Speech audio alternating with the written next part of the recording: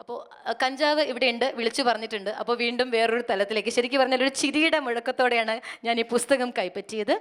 അപ്പോൾ പുസ്തകം കൈപ്പറ്റി വായിച്ചു. 25 കഥകളാവാം, കുറിപ്പുകളാവാം, ആത്മഭാഷണങ്ങളാകാം, 25 ഉത്തമ ഗീതങ്ങൾ, ആനന്ദലഹരിയുടെ, ഉന്മാദത്തിൻ്റെ, വശ്യതയുടെ ഉത്തമ ഗീതങ്ങളിലൂടെയാണ് ഞാൻ കടന്നുപോയത്. ശരിക്കും പറഞ്ഞാൽ വായനയെ പുരുഷ വായനയെന്നും സ്ത്രീ വായനയെന്നും മാറ്റി നിർത്താൻ അല്ലെങ്കിൽ വിശേഷിപ്പിക്കാൻ ഞാൻ ആഗ്രഹിക്കുന്നു. കാരണം ഒരു പുരുഷൻ്റെ വായന പോലെ ആകണമെന്നില്ല സ്ത്രീയുടെ വായന.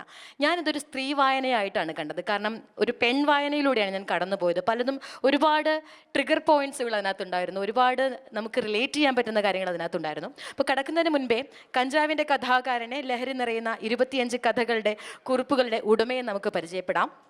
ഈ ഒരു പുസ്തകം തുടങ്ങുന്നത്, ഇതിൻ്റെ ആദ്യത്തെ പുറത്തിൽ എഴുതിയിരിക്കുന്ന ഒരു വാചകമുണ്ട്. നിങ്ങളുടെ വികാരങ്ങളോടുകൂടി കലയെ സമീപിക്കരുത് എന്നാണ്. പക്ഷേ അതിനകത്ത് തന്നെ കഥാകാരൻ പറയുന്നുണ്ട്, സോറി മാസ്റ്റർ, എല്ലാ വികാരങ്ങളോടുകൂടിയും എന്നാണ്. അപ്പോൾ അത് വളരെ ഒരു തുറന്നു പറച്ചിലായി നമുക്ക് തോന്നി. കാരണം വികാരങ്ങളോടുകൂടി കലയെ സമീപിക്കുന്ന ഒരു പുരുഷനെ ഞാൻ ആദ്യമായി കാണുകയായിരുന്നു. പുരുഷന്മാർ പൊതുവെ വികാരരഹിതരാണ് എന്നാണല്ലോ വൈപ്പ്. അപ്പോൾ അതൊരു ഭയങ്കര വെളിപാടായിരുന്നു എന്നെ സംബന്ധിച്ചൊരു വായനക്കാരി എന്ന നിലയിൽ. അപ്പോൾ ഇതിൽ തുടങ്ങുന്നൊരു ചോദ്യം ഇതാണ്. ജുമാന ഹദാദിനോട് ചോദിക്കുന്ന ആദ്യത്തെ ചോദ്യം പോലെയാണ് ഞാൻ ചോദ്യം തുടങ്ങുന്നത്. ഒറ്റ വാക്കിൽ പറയാമോ, ആരാണ് ലിജീഷ് കുമാർ? കഞ്ചാവ് എഴുതുമ്പോൾ പോലും ഞാൻ പറയാൻ ശ്രമിച്ചത്, നമുക്ക് ഒറ്റ വാക്കിൽ പറയാൻ കഴിയാത്ത മനുഷ്യരാണ് ഈ ലോകത്തുള്ള എല്ലാ മനുഷ്യരും എന്നാണ്. അല്ലെങ്കിൽ ഏറിയും കുറഞ്ഞും നാം ഒറ്റ വാക്കിൽ പറയാൻ ശ്രമിച്ച മനുഷ്യർക്ക് അതല്ലാത്തൊരു ജീവിത പരിസരം കൂടി ഉണ്ട് എന്നും, അങ്ങോട്ടേക്ക് നോക്കാൻ ശ്രമിച്ചാൽ നമ്മളുടെ നോട്ടവും നമ്മളുടെ കാഴ്ചയും കുറേ കൂടെ സുന്ദരമായിരിക്കും എന്നുള്ള തോന്നലായിരുന്നു ആ പുസ്തകത്തിൽ അടിമുടി ഞാൻ പറയാൻ ശ്രമിച്ചത്. അതുകൊണ്ട് തന്നെ എനിക്ക് എന്നെപ്പോലും ഒറ്റ വാക്കിൽ സത്യത്തിൽ പറയാൻ കഴിയില്ല. കൽപ്പറ്റ നാരായണൻ മാഷിൻ്റെ ഒരു കവിതയിലൊരു വരിയുണ്ട്, ഒരാളും ഉടനീളം അയാളല്ല എന്നാണ്. അതുകൊണ്ട് തന്നെ ഉടനീളം അയാളല്ലാത്ത ഒരാളെയാണ് ഞാൻ മനുഷ്യൻ എന്ന് വിളിക്കുന്നത്. അതുകൊണ്ട് നിങ്ങൾക്ക് ഏറ്റവും ഭംഗിയിൽ എന്നെ നോക്കാൻ കഴിയുന്ന ഒരു നോട്ടം എന്നിലേക്ക് നോക്കണമെന്ന അഭ്യർത്ഥനയാണ് എപ്പോഴും എന്നെക്കുറിച്ച് എനിക്ക് പറയാനുള്ളത്. അപ്പോൾ ഭംഗിയിൽ നമുക്ക് നോക്കാൻ കഴിയുന്ന എഴുത്തുകാരൻ, കലാകാരൻ, മനുഷ്യൻ എന്ന് തിരുത്തി വായിക്കുന്നു. നമ്മുടെ പ്രധാനപ്പെട്ട ഒരു ചോദ്യത്തിലേക്ക് കടക്കുകയാണ്. ആനന്ദലഹരിയുടെ ഉത്തമ ഗീതങ്ങൾ 1 മുതൽ 25 വരെ എന്ന് ഞാൻ ഈ പുസ്തകത്തിന് മറുപേര് വിളിക്കും. ചുറ്റും പുകയുന്ന പ്രലോഭനങ്ങളുടെ വശ്യഗന്ധം ഈ ചർച്ചയോടൊപ്പം ഇവിടെയുള്ളവർക്കും അനുഭവവേദ്യമാകട്ടെ എന്ന് ആശംസിച്ചുകൊണ്ട്, അങ്ങനെ ഓർമ്മിപ്പിച്ചുകൊണ്ട് നമുക്ക് തുടങ്ങാം. ഇതിൽ പറയുന്നൊരു വരിയുണ്ട്, കണക്ക് കൂട്ടി മിണ്ടേണ്ടതില്ലാത്ത സകലമാന മാജിക്കൽ റിയലിസവും മൂളിക്കേൾക്കുന്ന ചില മനുഷ്യരുണ്ട്. ചുമ്മാ മൂളി കേട്ടുകൊണ്ടേയിരിക്കും, അതിലവരിങ്ങനെ രസം പിടിച്ചുകൊണ്ടേയിരിക്കും, അതിലിങ്ങനെ ലഹരി ആർന്നുകൊണ്ടേയിരിക്കും.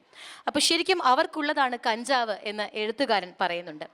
രഹസ്യകാമനകളുടെ കഞ്ചാവ് ചെടി എന്ന ആദ്യ കുറിപ്പിന് ആമുഖമായി കൊടുത്തൊരു മോഹൻലാൽ ചിത്രമുണ്ട്. മോഹൻലാൽ എന്ന് കേൾക്കുമ്പോൾ ഞാനൊരു മോഹൻലാൽ ആരാധികയല്ല, പക്ഷേ എൻ്റെ അമ്മ ഒരു മോഹൻലാൽ ആരാധികയാണ്. ജയന് ശേഷം ആര് എന്ന് ചോദിച്ചാൽ അന്നും ഇന്നും മോഹൻലാൽ എന്നൊരൊറ്റ ഉത്തരമാണ് 75-കാരിയായ എൻ്റെ അമ്മയ്ക്കുള്ളത്. മഞ്ഞിൽ വിരിഞ്ഞ പൂക്കൾ മുതൽ തുടങ്ങിയ ആരാധനയാണ് മോഹൻലാലിനോടുള്ളത്. ശരിക്കും ലഹരിയുടെ ഒരു മറുപേരാണ് ആ പുസ്തകം. കയ്യിലൊരു കുപ്പി ആയിട്ടാണ് മോഹൻലാൽ ആ പുസ്തകത്തിൽ ഇരിക്കുന്നത്. വളരെ വ്യത്യസ്തമായൊരു മോഹൻലാലിനെയാണ് ഞാൻ അവിടെ കണ്ടത്. എന്തുകൊണ്ട് മോഹൻലാലിൽ പുസ്തകം തുടങ്ങി എന്നൊരു ചോദ്യം.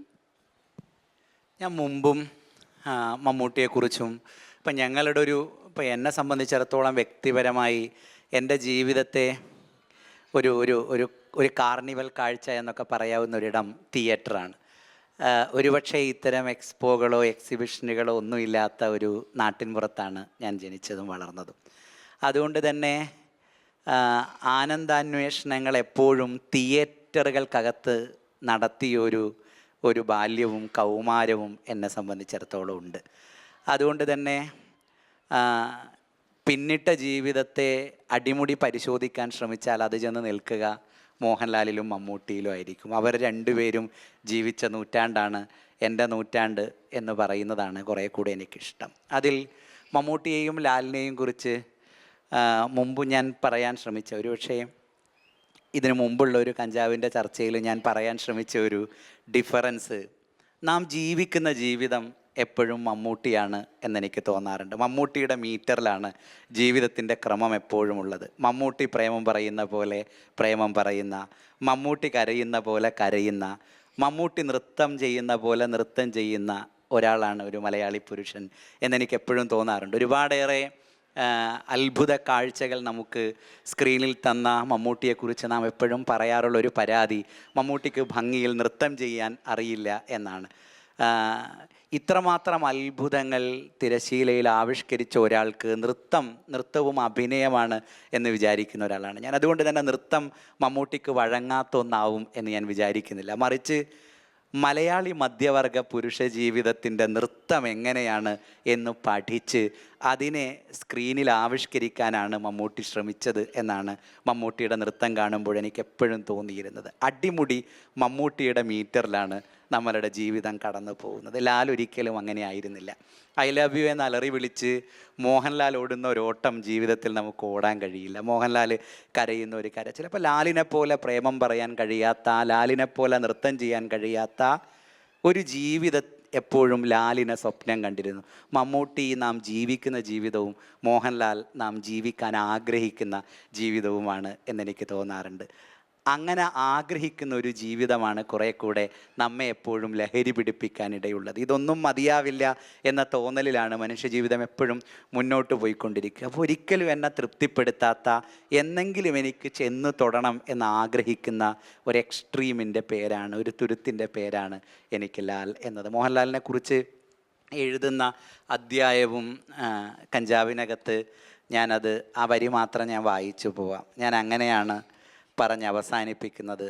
ആരാണ് മോഹൻലാൽ എന്ന ചോദ്യത്തിന് ഒറ്റ വാക്കിൽ പറയാവുന്ന ഉത്തരം ലോകവിപണി കണ്ടതിൽ വെച്ച് ഏറ്റവും വീര്യമുള്ള ഒരു ലഹരി മരുന്ന് എന്നാണ്. എനിക്കാരാണ് ലാലേട്ടൻ എന്ന ചോദ്യത്തിൻ്റെ ഉത്തരവും ഇത് തന്നെയാണ്. നട്ടുവളർത്തിയ രഹസ്യകാമനകളുടെ ഒരു കഞ്ചാവ് ചെടിയുണ്ട് ടെറസിന് മുകളിൽ, അതിൻ്റെ പേരാണ് മോഹൻലാൽ എന്ന്. തികച്ചും വ്യത്യസ്തതയാർന്ന തലക്കെട്ടുകളാണ്. തലക്കെട്ടുകൾക്ക് ഓരോന്നിനും ഓരോ തലക്കെട്ടുകൾ കഥ പറയുന്നു എന്ന് നമുക്ക് തോന്നും. തലക്കെട്ടുകൾക്ക് എന്തോ പറയാനുണ്ട് എന്ന് നമുക്ക് തോന്നും അത് വായിക്കുമ്പോൾ. അതിലൊന്നിൽ ആദ്യമേ കണ്ണുടക്കി. അത് വായിച്ചെടുക്കാനുള്ളൊരു ബുദ്ധിമുട്ട് കൊണ്ടാണോ എന്നറിയില്ല. കിഡ്നാപ്പർ ആൻ്റണി എന്നും ഒരു ശത്രുവാണ് എന്നുള്ളൊരു തലക്കെട്ട്. അപ്പോൾ കിഡ്നാപ്പർ ആൻ്റണി, സ്വാഭാവികമായിട്ടും നമ്മളൊരു പുസ്തകം വായിക്കുമ്പോൾ ആദ്യത്തെ ചാപ്റ്റർ വായിച്ചു, അടുത്തത് വായിച്ചു, അങ്ങനെയാണ് പോവുക. വീണ്ടും തിരിഞ്ഞ് തലക്കെട്ടിലേക്ക് വന്നപ്പോൾ എനിക്കിതൊന്ന് വായിക്കണമെന്ന് ആഗ്രഹം തോന്നി. ശരിക്കും പറഞ്ഞാൽ ആ ഒരു കുറിപ്പ് ഒരു സ്ത്രീ എന്ന നിലയിൽ പലതരം അനുഭവങ്ങളിലൂടെ കടന്നു വന്ന ഒരാളെന്ന നിലയിൽ ഒരു ട്രിഗർ പോയിന്റ് ആയിരുന്നു എനിക്ക്. പല ട്രോമാസിൻ്റെയും പലതരം ട്രിഗേഴ്സും ഉണ്ടായത് ആ കുറിപ്പ് വായിച്ച ശേഷമാണ്. അപ്പോൾ അതിൽ പലപ്പോഴും നേരത്തെ പറഞ്ഞ പോലെ സ്ത്രീയുടെയും പുരുഷൻ്റെയും വായനകൾ വിഭിന്നമാണെന്ന് പറഞ്ഞതുപോലെ ഒരു സ്ത്രീ എന്ന നിലയിൽ വായനയുടെ വൈകാരിക തലം ഒരു പടി എനിക്ക് മുന്നിലാണ്. ആ ഒരു വൈകാരിക തലത്തെ വന്ന് തൊട്ടൊരു കുറിപ്പാണ് കിഡ്നാപ്പർ ആൻ്റണിയുടെ കുറിപ്പ്. കടലമുട്ടായിക്ക് പകരം കിളി ബിസ്ക്കറ്റുമായി കയറി വരുന്നൊരു മാമനെ എനിക്ക് പരിചയമുണ്ട്. സ്കൂളിൽ ഞങ്ങളുടെയൊക്കെ കാലത്ത് അല്ല ഡ്രിൽ പീരീഡാണ്. ഇപ്പോൾ ഡ്രില്ലിന് പോകാൻ കഴിയാതെ സ്കൂളിലെ മറപ്പുരയാണ്, കാരണം ഗവൺമെൻറ് സ്കൂളിലാണ് പഠിച്ചത്. മറപ്പുരയ്ക്ക് പിന്നിലിരുന്ന് പൊട്ടിക്കരയുന്നൊരു കൂട്ടുകാരി എനിക്കുണ്ടായിരുന്നു. കാരണം തുടയിലെ നീറ്റലാണ്. ഇതൊക്കെ കിഡ്നാപ്പർ ആൻ്റണി എന്ന കഥ എന്നിൽ കൊണ്ടുവന്ന ട്രോമ അല്ലെങ്കിൽ ആ ഒരു ട്രിഗർ പോയിന്റുകളാണ്. ഇത് വായിക്കുന്ന ഓരോ സ്ത്രീക്കും ഓരോ പെണ്ണിനും അതുപോലെ എവിടെയെങ്കിലും ഒരു അനുഭവം അല്ലെങ്കിൽ ചുറ്റും കണ്ട ഒരു അനുഭവം, കൂട്ടുകാരികൾ പങ്കുവെച്ചൊരു അനുഭവം പറയാൻ തീർച്ചയായിട്ടും ഉണ്ടാകും. അപ്പോൾ ശരിക്കും പറയുമ്പോൾ ഒരാളും ഉടനീളം അയാളല്ല എന്ന് കൽപ്പറ്റ നാരായണൻ മാഷിൻ്റെ കവിതയെ കൂടി ചേർത്ത് വച്ചുകൊണ്ട് ഞാൻ വില്ലനാണ് എന്ന് ഒരാൾ വ്യക്തമാക്കുന്നതിനോളം സുരക്ഷിതത്വമില്ല മറ്റൊന്നിനും എന്ന് എഴുത്തുകാരൻ പറയുമ്പോൾ ഒരു ചിന്താക്കുഴപ്പം എനിക്ക് അനുഭവപ്പെട്ടു. അത്തരം വ്യക്തമാക്കലുകൾക്ക് സമൂഹത്തിലെ സ്വീകാര്യത എന്തായിരിക്കും, സമൂഹം എങ്ങനെയാണ് അതിനെ സ്വീകരിക്കുക എന്ന് എഴുത്തുകാരന് തോന്നുന്നത്? അത്തരം വ്യക്തമാക്കലുകളെ സമൂഹം എങ്ങനെ സ്വീകരിക്കുമെന്നതിനേക്കാൾ അങ്ങനെ വ്യക്തമാക്കുന്ന ഒരാളെ, നമുക്ക് വില്ലൻ എന്ന് തോന്നുന്ന ഒരാളെ നാം എങ്ങനെ സ്വീകരിക്കുമെന്നൊരു പ്രശ്നം നമ്മളുടെ മുമ്പിലുണ്ട്. വില്ലന് ഒട്ടും സുരക്ഷിതമായി ജീവിക്കാവുന്ന ഒരു ജീവിത പരിസരമല്ല നമ്മളുടെ ജീവിത പരിസരം. അയാളെ നമ്മൾ അടിമുടി വില്ലനായാണ് എപ്പോഴും കാണാറുള്ളത്. എൻ്റെ സിനിമാ കാഴ്ചകളിൽ എപ്പോഴും ബാബു ആൻ്റണി വില്ലനായിരുന്നു. അയാൾ എന്ത് മാസ്മരിക പ്രകടനവും അത്ഭുത കാഴ്ചകളും നമുക്ക് തന്നാലും അയാളെ വില്ലനായി സങ്കല്പിച്ച് ഒരു സങ്കല്പം ഉള്ളിൽ കിടപ്പുണ്ട്. അതുകൊണ്ട് ബാബു ആൻ്റണി വരുമ്പോൾ വില്ലനാണ്, ഇയാൾ കിഡ്നാപ്പ് ചെയ്യാൻ വേണ്ടി വരികയാണ്, ഇയാൾക്കൊരു വാനുണ്ട് എന്നൊക്കെ വിചാരിച്ചിരുന്നൊരു കാലം ഉണ്ടായിരുന്നു. അതുകൊണ്ടാണ് ബാബു ആൻ്റണി എന്ന പേരിന് പകരം കിഡ്നാപ്പർ ആൻ്റണി എന്ന പേര് ബാബു ആൻ്റണിക്ക് ഞാൻ ഉപയോഗിക്കുന്നത്. അങ്ങനെ കിഡ്നാപ്പർ ആൻ്റണി എന്ന് നമുക്ക് തോന്നാത്ത, കുറേ കൂടെ നായക പരിവേഷം നാം കൽപ്പിച്ചു കൊടുത്ത മനുഷ്യരാൽ അബ്യൂസ് ചെയ്യപ്പെട്ട, അത്തരം മനുഷ്യരാൽ മുറിവേൽക്കപ്പെട്ട ഒരുപാടേറെ പെൺകുട്ടികളുടെ ലോകമാണ് ഈ ലോകമെന്ന് എനിക്ക് തോന്നുന്നുണ്ട്. ആണിനോളം പെണ്ണിന് ജീവിക്കാവുന്ന ഒരു ലോകമല്ല ഈ ലോകത്തിൻ്റെ കൺസ്ട്രക്ഷൻ പോലും അടിമുടി ആണുങ്ങൾക്ക് വേണ്ടി നിർമ്മിക്കപ്പെട്ട ഒരു ലോകമാണിത്. അതുകൊണ്ട് തന്നെ ഈ ലോകത്ത് പല രൂപത്തിൽ ആണുങ്ങളാൽ കയ്യേറ്റം ചെയ്യപ്പെട്ട പെണ്ണുങ്ങളുടെ കരച്ചിൽ എപ്പോഴും എനിക്ക് പിന്നിലുണ്ട്. ആ കരച്ചിൽ നിരന്തരമായി കേട്ടുകൊണ്ടിരിക്കുന്നുണ്ട്. അങ്ങനെ ഉച്ചത്തിൽ കരയാൻ പോലും കഴിയാത്ത ഒരു എക്കോസിസ്റ്റത്തിൽ വളർച്ച മുരടിച്ചു പോയ കുഞ്ഞുങ്ങളാണ് നമ്മളുടെ കുഞ്ഞുങ്ങളേറെയും. നേരത്തെ ഒരു അധ്യാപകൻ എന്നൊക്കെ പറഞ്ഞ് എന്നെ പരിചയപ്പെടുത്തുന്ന സമയത്ത് അങ്ങനെ ഒരു പരിചയപ്പെടുത്തലിനോട് എനിക്കെങ്ങനെ ചേർന്ന് നിൽക്കാൻ കഴിയുമെന്ന് ചോദിച്ചാൽ, കഴിഞ്ഞ 10-20 വർഷമായി ഞാൻ എൻ്റെ ക്ലാസ് മുറിയിൽ കാണുന്ന കുഞ്ഞുങ്ങളിൽ ഓരോ വർഷവും ഉണ്ടായിക്കൊണ്ടിരിക്കുന്ന ഒരു ട്രാൻസിഷൻ ഞാനിങ്ങനെ കാണുന്നുണ്ട്. അവർ കുറേ കൂടെ അവരനുഭവിച്ച വീട്ടിലും പൊതുവിടങ്ങളിലുമായി അവരനുഭവിച്ച പലതരം അബ്യൂസുകളെക്കുറിച്ച് കുറേ കൂടെ ഉച്ചത്തിൽ പറയുന്ന ഒരു കാലം ഇപ്പോൾ സംഭവിച്ചിരിക്കുന്നു. ഇക്കാലത്താണ് അവരുടെ കരച്ചിൽ നാം നിരന്തരമായി കേട്ടുകൊണ്ടിരിക്കുന്നത്. ആ കരച്ചിൽ നിന്ന് പിന്നോട്ട് നോക്കുമ്പോൾ ഇതുവരെയും കരയാതിരുന്നത് കൊണ്ടല്ല, ആ കരച്ചിൽ നമ്മളുടെ ചെവിയിലെത്താൻ പാകത്തിൽ അത് ഉയരാത്തത് കൊണ്ടാണ് നാം അത് കേൾക്കാതെ പോയത് എന്ന തോന്നൽ എനിക്കുണ്ട്. അതുകൊണ്ട് തന്നെ എനിക്കൊപ്പം വളർന്ന സകല പെൺകൂട്ടങ്ങളോടും എൻ്റെ സകല സൗഹൃദ കൂട്ടങ്ങളോടുമുള്ള എൻ്റെ ട്രിബ്യൂട്ട് കൂടിയാണ് സത്യത്തിൽ കിഡ്നാപ്പർ ആൻ്റണി എന്ന കുറിപ്പ്. എനിക്കിഷ്ടമാണ് ഇങ്ങനെ ജീവിക്കാൻ എന്ന് ഉറക്കെ വിളിച്ചു പറയുകയാണ് ഈ കഞ്ചാവിൽ. ഇസിഡോറ ഡങ്കനെക്കുറിച്ചും ആഞ്ചലീന ജോളിയെക്കുറിച്ചുമൊക്കെയുള്ള കുറിപ്പിൽ നമ്മൾ എങ്ങനെ നമ്മളായി ജീവിക്കണമെന്ന് പറയാതെ പറഞ്ഞു പോകുന്നുണ്ട്. മുഖങ്ങൾ മാറുന്ന, മാറ്റേണ്ടി വരുന്ന മനുഷ്യരെക്കുറിച്ച് അവരോട് ചേർന്ന് നിൽക്കുന്ന ഒരു കഥാകാരൻ എന്ന നിലയിൽ എന്താണ് പറയാനുള്ളത്? നേരത്തെ ജുമാന ഹദാദിനെ കുറിച്ച് എന്നോട് ചോദിക്കുന്ന സമയത്ത്, ജുമാന ഹദാദിനെ കോട്ട് ചെയ്യുന്ന സമയത്ത്, ജുമാന ഹദാദിനെ ഇതുപോലൊരു ലിറ്ററേച്ചർ ഫെസ്റ്റിവലിലാണ് ഞാൻ കാണുന്നത്. അവരൊരു അറബ് സ്ത്രീയാണ്. ഈ ദേശത്ത് നിന്ന് പ്രത്യേകിച്ചും ജുമാന ഹദാദിനെ കുറിച്ച് സംസാരിക്കുന്നതിൽ കാര്യമുണ്ട് എന്ന് കൂടി എനിക്ക് തോന്നുന്നുണ്ട്. അറേബ്യയിൽ അവരൊരു ജസാദ് എന്ന് പറയുന്ന ഒരു ഇറോട്ടിക് മാഗസിൻ്റെ എഡിറ്ററാണ് ജുമാന ഹദാദ് എന്ന് പറയുന്നത്. അപ്പോൾ ലോകത്തൊരുപാടേറെ ഇറോട്ടിക് മാഗസിനുകൾ നാം കണ്ടിട്ടുണ്ട് എങ്കിലും ഒരു സ്ത്രീ എഡിറ്ററായ ഇറോട്ടിക് മാഗസിൻ എന്നെ സംബന്ധിച്ചിടത്തോളം അത്ഭുതമായിരുന്നു. ഞാൻ അവരോട് പ്ലേബോയ് മാഗസിൻ പോലെ ഒന്ന് എന്ന് പറയാൻ ശ്രമിച്ചപ്പോൾ പോലും അവരങ്ങേയറ്റത്തെ ഈർഷ്യയോടുകൂടെ എന്നോട് സംസാരിക്കുകയും അതിനൊന്നും സങ്കല്പിക്കാൻ കഴിയാത്ത വിധം അത്തരം മാസികകളുടെ എഡിറ്റേഴ്സിനോ അതിന് പിന്നിൽ പ്രവർത്തിക്കുന്നവർക്കോ സങ്കല്പിക്കാൻ കഴിയാത്ത വിധം അപകടകാരിയാണ് ഞാൻ എന്ന് ആ ഭാഷ എന്നെ സംബന്ധിച്ചിടത്തോളം വലിയ കൗതുകമുള്ളൊന്നായിരുന്നു. ജുമാന ഹദാദാണ് എന്നോട് ഞാൻ അപകടകാരിയായ ഒരാളാണ് എന്നെൻ്റെ മുഖത്ത് നോക്കി ആദ്യമായി പറയുന്നത്. അപകടകാരിയായ ഒരാൾക്ക് മാത്രം തുറന്നു കിട്ടുന്ന ഒരു പൊതുവിടം എല്ലായിടത്തുമുണ്ട്, അത് അറേബ്യയിലുമുണ്ട് എന്ന പാഠം കൂടിയായിരുന്നു ജുമാന ഹദാദ് എനിക്ക്. അതിൽ ജുമാന ഹദാദിനെ കുറിച്ച് ഈ പുസ്തകത്തിൽ എഴുതുന്ന ഒരു അധ്യായത്തിൽ അവരെന്നോട് വഴിതെറ്റരുത് എന്ന് പറയുന്നൊരു ഒരാശയമുണ്ട്. ഒരു ഇറോട്ടിക് മാഗസിൻ്റെ എഡിറ്റർ എൻ്റെ പുസ്തകത്തിൽ എഴുതി വെച്ച കുറിപ്പ് വഴിതെറ്റരുത് എന്നാണ്. ആ വരി മാത്രമേ അവരെഴുതിയിട്ടുള്ളൂ എങ്കിലും ആ വരിയെ അവർ മനോഹരമായി ഡിഫൈൻ ചെയ്യുന്നുണ്ട്. നിങ്ങൾക്കിഷ്ടമുള്ള വഴിയെ നിങ്ങൾ നടക്കുമ്പോൾ മാത്രമാണ് നിങ്ങൾക്ക് വഴി തെറ്റാതിരിക്കുന്നത്. നിങ്ങൾക്കൊട്ടും ഇഷ്ടമില്ലാത്ത വഴികളിലൂടെ നിങ്ങൾ നടക്കുന്നതെല്ലാം തെറ്റിയ വഴികളാണ്. അതുകൊണ്ട് തെറ്റിയ വഴികളിലൂടെയാണ് മനുഷ്യൻ എപ്പോഴും നടന്നുകൊണ്ടിരിക്കുന്നത്. തെറ്റാത്ത വഴികളിലൂടെ നടക്കാൻ നിങ്ങൾ തീരുമാനിക്കുന്നിടത്ത് മാത്രമാണ് നിങ്ങളുടെ ജീവിതം പൂർണ്ണമാവുന്നത് എന്ന് ജുമാന ഹദാദ് എന്നോട് പറയുന്നുണ്ട്. കഞ്ചാവിനകത്ത് പറയാൻ ശ്രമിച്ചത് മുഴുവനും അങ്ങനെ വഴിതെറ്റാത്ത മനുഷ്യരെ കുറിച്ചാണ്. നേരത്തെ എന്തുകൊണ്ട് മോഹൻലാലിൽ തുടങ്ങി എന്ന് ചോദിക്കുമ്പോഴും ഒട്ടും കൃത്രിമത്വമില്ലാതെ ഞാൻ ഇതാണ് എന്ന് പറയുന്ന ലാലിനെ എനിക്കിഷ്ടമാണ്. നേരത്തെ ബാബു ആൻ്റണിയെക്കുറിച്ച് പറയുമ്പോഴും ഞാൻ അത് തന്നെയാണ് പറയാൻ ശ്രമിച്ചത്. നിങ്ങൾ നായകനോ വില്ലനോ എന്താണ് എന്നതല്ല, ഞാൻ ഇതാണ് എന്ന് ഒരു പൊതുവിടത്ത് നിന്ന് നിങ്ങൾക്കിപ്പോൾ ബിനോയ് തോമസിനെ പോലെയുള്ള എഴുത്തുകാരൊക്കെ നമ്മളുടെ മുമ്പിൽ വന്നിരിക്കുന്നുണ്ട്. മുമ്പും 1-2 ചർച്ചകളിൽ അദ്ദേഹത്തിനൊപ്പമൊക്കെ ഇരിക്കുമ്പോൾ ഞാൻ ബിനോയ് തോമസിലൊക്കെ കണ്ട ഒരു എന്നെ ആനന്ദിപ്പിക്കുന്ന ഒന്ന്, ജീവിതത്തിൽ പകർത്തണമെന്ന് വിചാരിക്കുന്ന ഒന്ന്, ഞാൻ ഇതാണ്, ഞാൻ തെറി പറയും, ഞാൻ തെറി എഴുതും എന്നൊക്കെ ഒരു പൊതുവിടത്തിൽ വന്ന് നിന്ന് പറയാനൊരു എഴുത്തുകാരൻ തീരുമാനിക്കുമ്പോൾ നിങ്ങൾക്കതിനോട് യോജിക്കുകയോ വിയോജിക്കുകയോ ചെയ്യാം. പക്ഷേ നിങ്ങൾക്ക് അയാളെ പേടിക്കേണ്ടതില്ല. അയാൾ ഇതാണ് എന്ന് ലോകത്തോട് പറയാനും അയാൾ ഒട്ടും തെറ്റാത്ത വഴിയിലൂടെ നടക്കാനും തീരുമാനിച്ച ഒരാളാണ്. അങ്ങനെ തീരുമാനിച്ച 25 മനുഷ്യരെക്കുറിച്ചാണ് സത്യത്തിൽ കഞ്ചാവിൽ എഴുതാൻ ശ്രമിച്ചത്. ഓരോ മനുഷ്യരും ചേർത്ത് പിടിക്കുന്നത് ഓരോ തരം ലഹരികളാണ്, ജീവിക്കാൻ പ്രേരിപ്പിക്കുന്ന ചില ലഹരികൾ. ഓട്ടക്കാരി ഷൈനി ഓട്ടം നിർത്തിയ പോലെ അതിൽ ചിലർ ലഹരികളെ പിന്നിൽ ഉപേക്ഷിച്ച് നെടുവീർപ്പിട്ട് മുന്നോട്ട് നടക്കാൻ വിധിക്കപ്പെട്ടവരാണ്. കഞ്ചാവ് അങ്ങനെ നോക്കുമ്പോൾ നേരത്തെ പറഞ്ഞതുപോലെ ഒരു ട്രിഗർ പോയിന്റ് ആണ് പലർക്കും. ഇതുപോലെ ലഹരികളെ പിന്നിൽ ഉപേക്ഷിച്ച് പോന്ന, കളഞ്ഞിട്ട് പോന്ന, വേണ്ട വേണ്ട എന്ന് പലപ്പോഴും മനസ്സിനെ പറഞ്ഞ് പഠിപ്പിച്ച് എന്നാൽ വേണം വേണമെന്ന് ആത്മാവ് അലറി വിളിച്ച് പിന്നിൽ ഉപേക്ഷിച്ച് പോകുന്ന പലതിനെക്കുറിച്ചും വീണ്ടും നെടുവീർപ്പോടെ തിരിഞ്ഞു നോക്കുന്ന പലർക്കും ഇതൊരു പ്രചോദനം കൂടിയാണ്. കാരണം ഇങ്ങനെയും ജീവിക്കാം, ഇങ്ങനെയും നമുക്ക് മുന്നോട്ട് നടക്കാം. അങ്ങനെ ഒരു പ്രതീക്ഷ കഞ്ചാവ് എഴുതുമ്പോൾ മുന്നോട്ട് വയ്ക്കും എന്ന് വിചാരിച്ചിട്ടുണ്ടായിരുന്നു.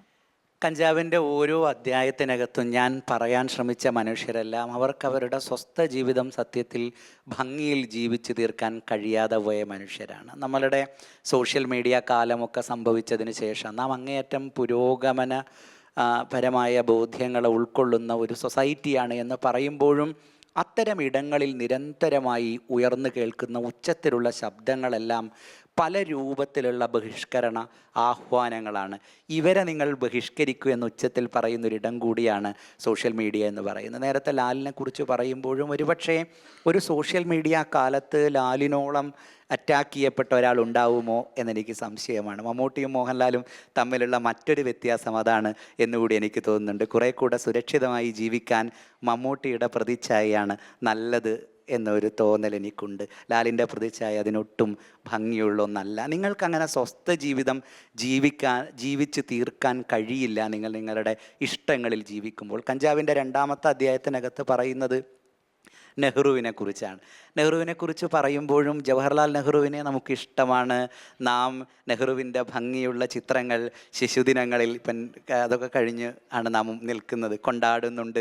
അങ്ങനെ നെഹ്റു നമുക്ക് എല്ലാ അർത്ഥത്തിലും ഇഷ്ടപ്പെടാവുന്ന അദ്ദേഹത്തിൻ്റെ രാഷ്ട്രീയത്തെക്കുറിച്ച്, ചേരിചേരാ നയങ്ങളെക്കുറിച്ച്, കുട്ടികളോടുള്ള അദ്ദേഹത്തിൻ്റെ ആറ്റിറ്റ്യൂഡിനെ കുറിച്ച്, ഭരണ നൈപുണ്യത്തിനെക്കുറിച്ചൊക്കെ നാം സംസാരിക്കുമ്പോഴും നാം സംസാരിക്കാൻ മടിക്കുന്ന ഒന്ന് ലേഡി മൗണ്ട് ബാറ്റനുമായി നെഹ്റുവിനുണ്ടായിരുന്ന ബന്ധത്തെക്കുറിച്ചാണ്. ആ ആംഗിളിലെത്തുമ്പോൾ മാത്രം നെഹ്റു നമുക്കൊരു പൊതു ശത്രുവായി തീരുന്ന ഒരു സ്പേസ് നമ്മളുടെ മുമ്പിലുണ്ട്.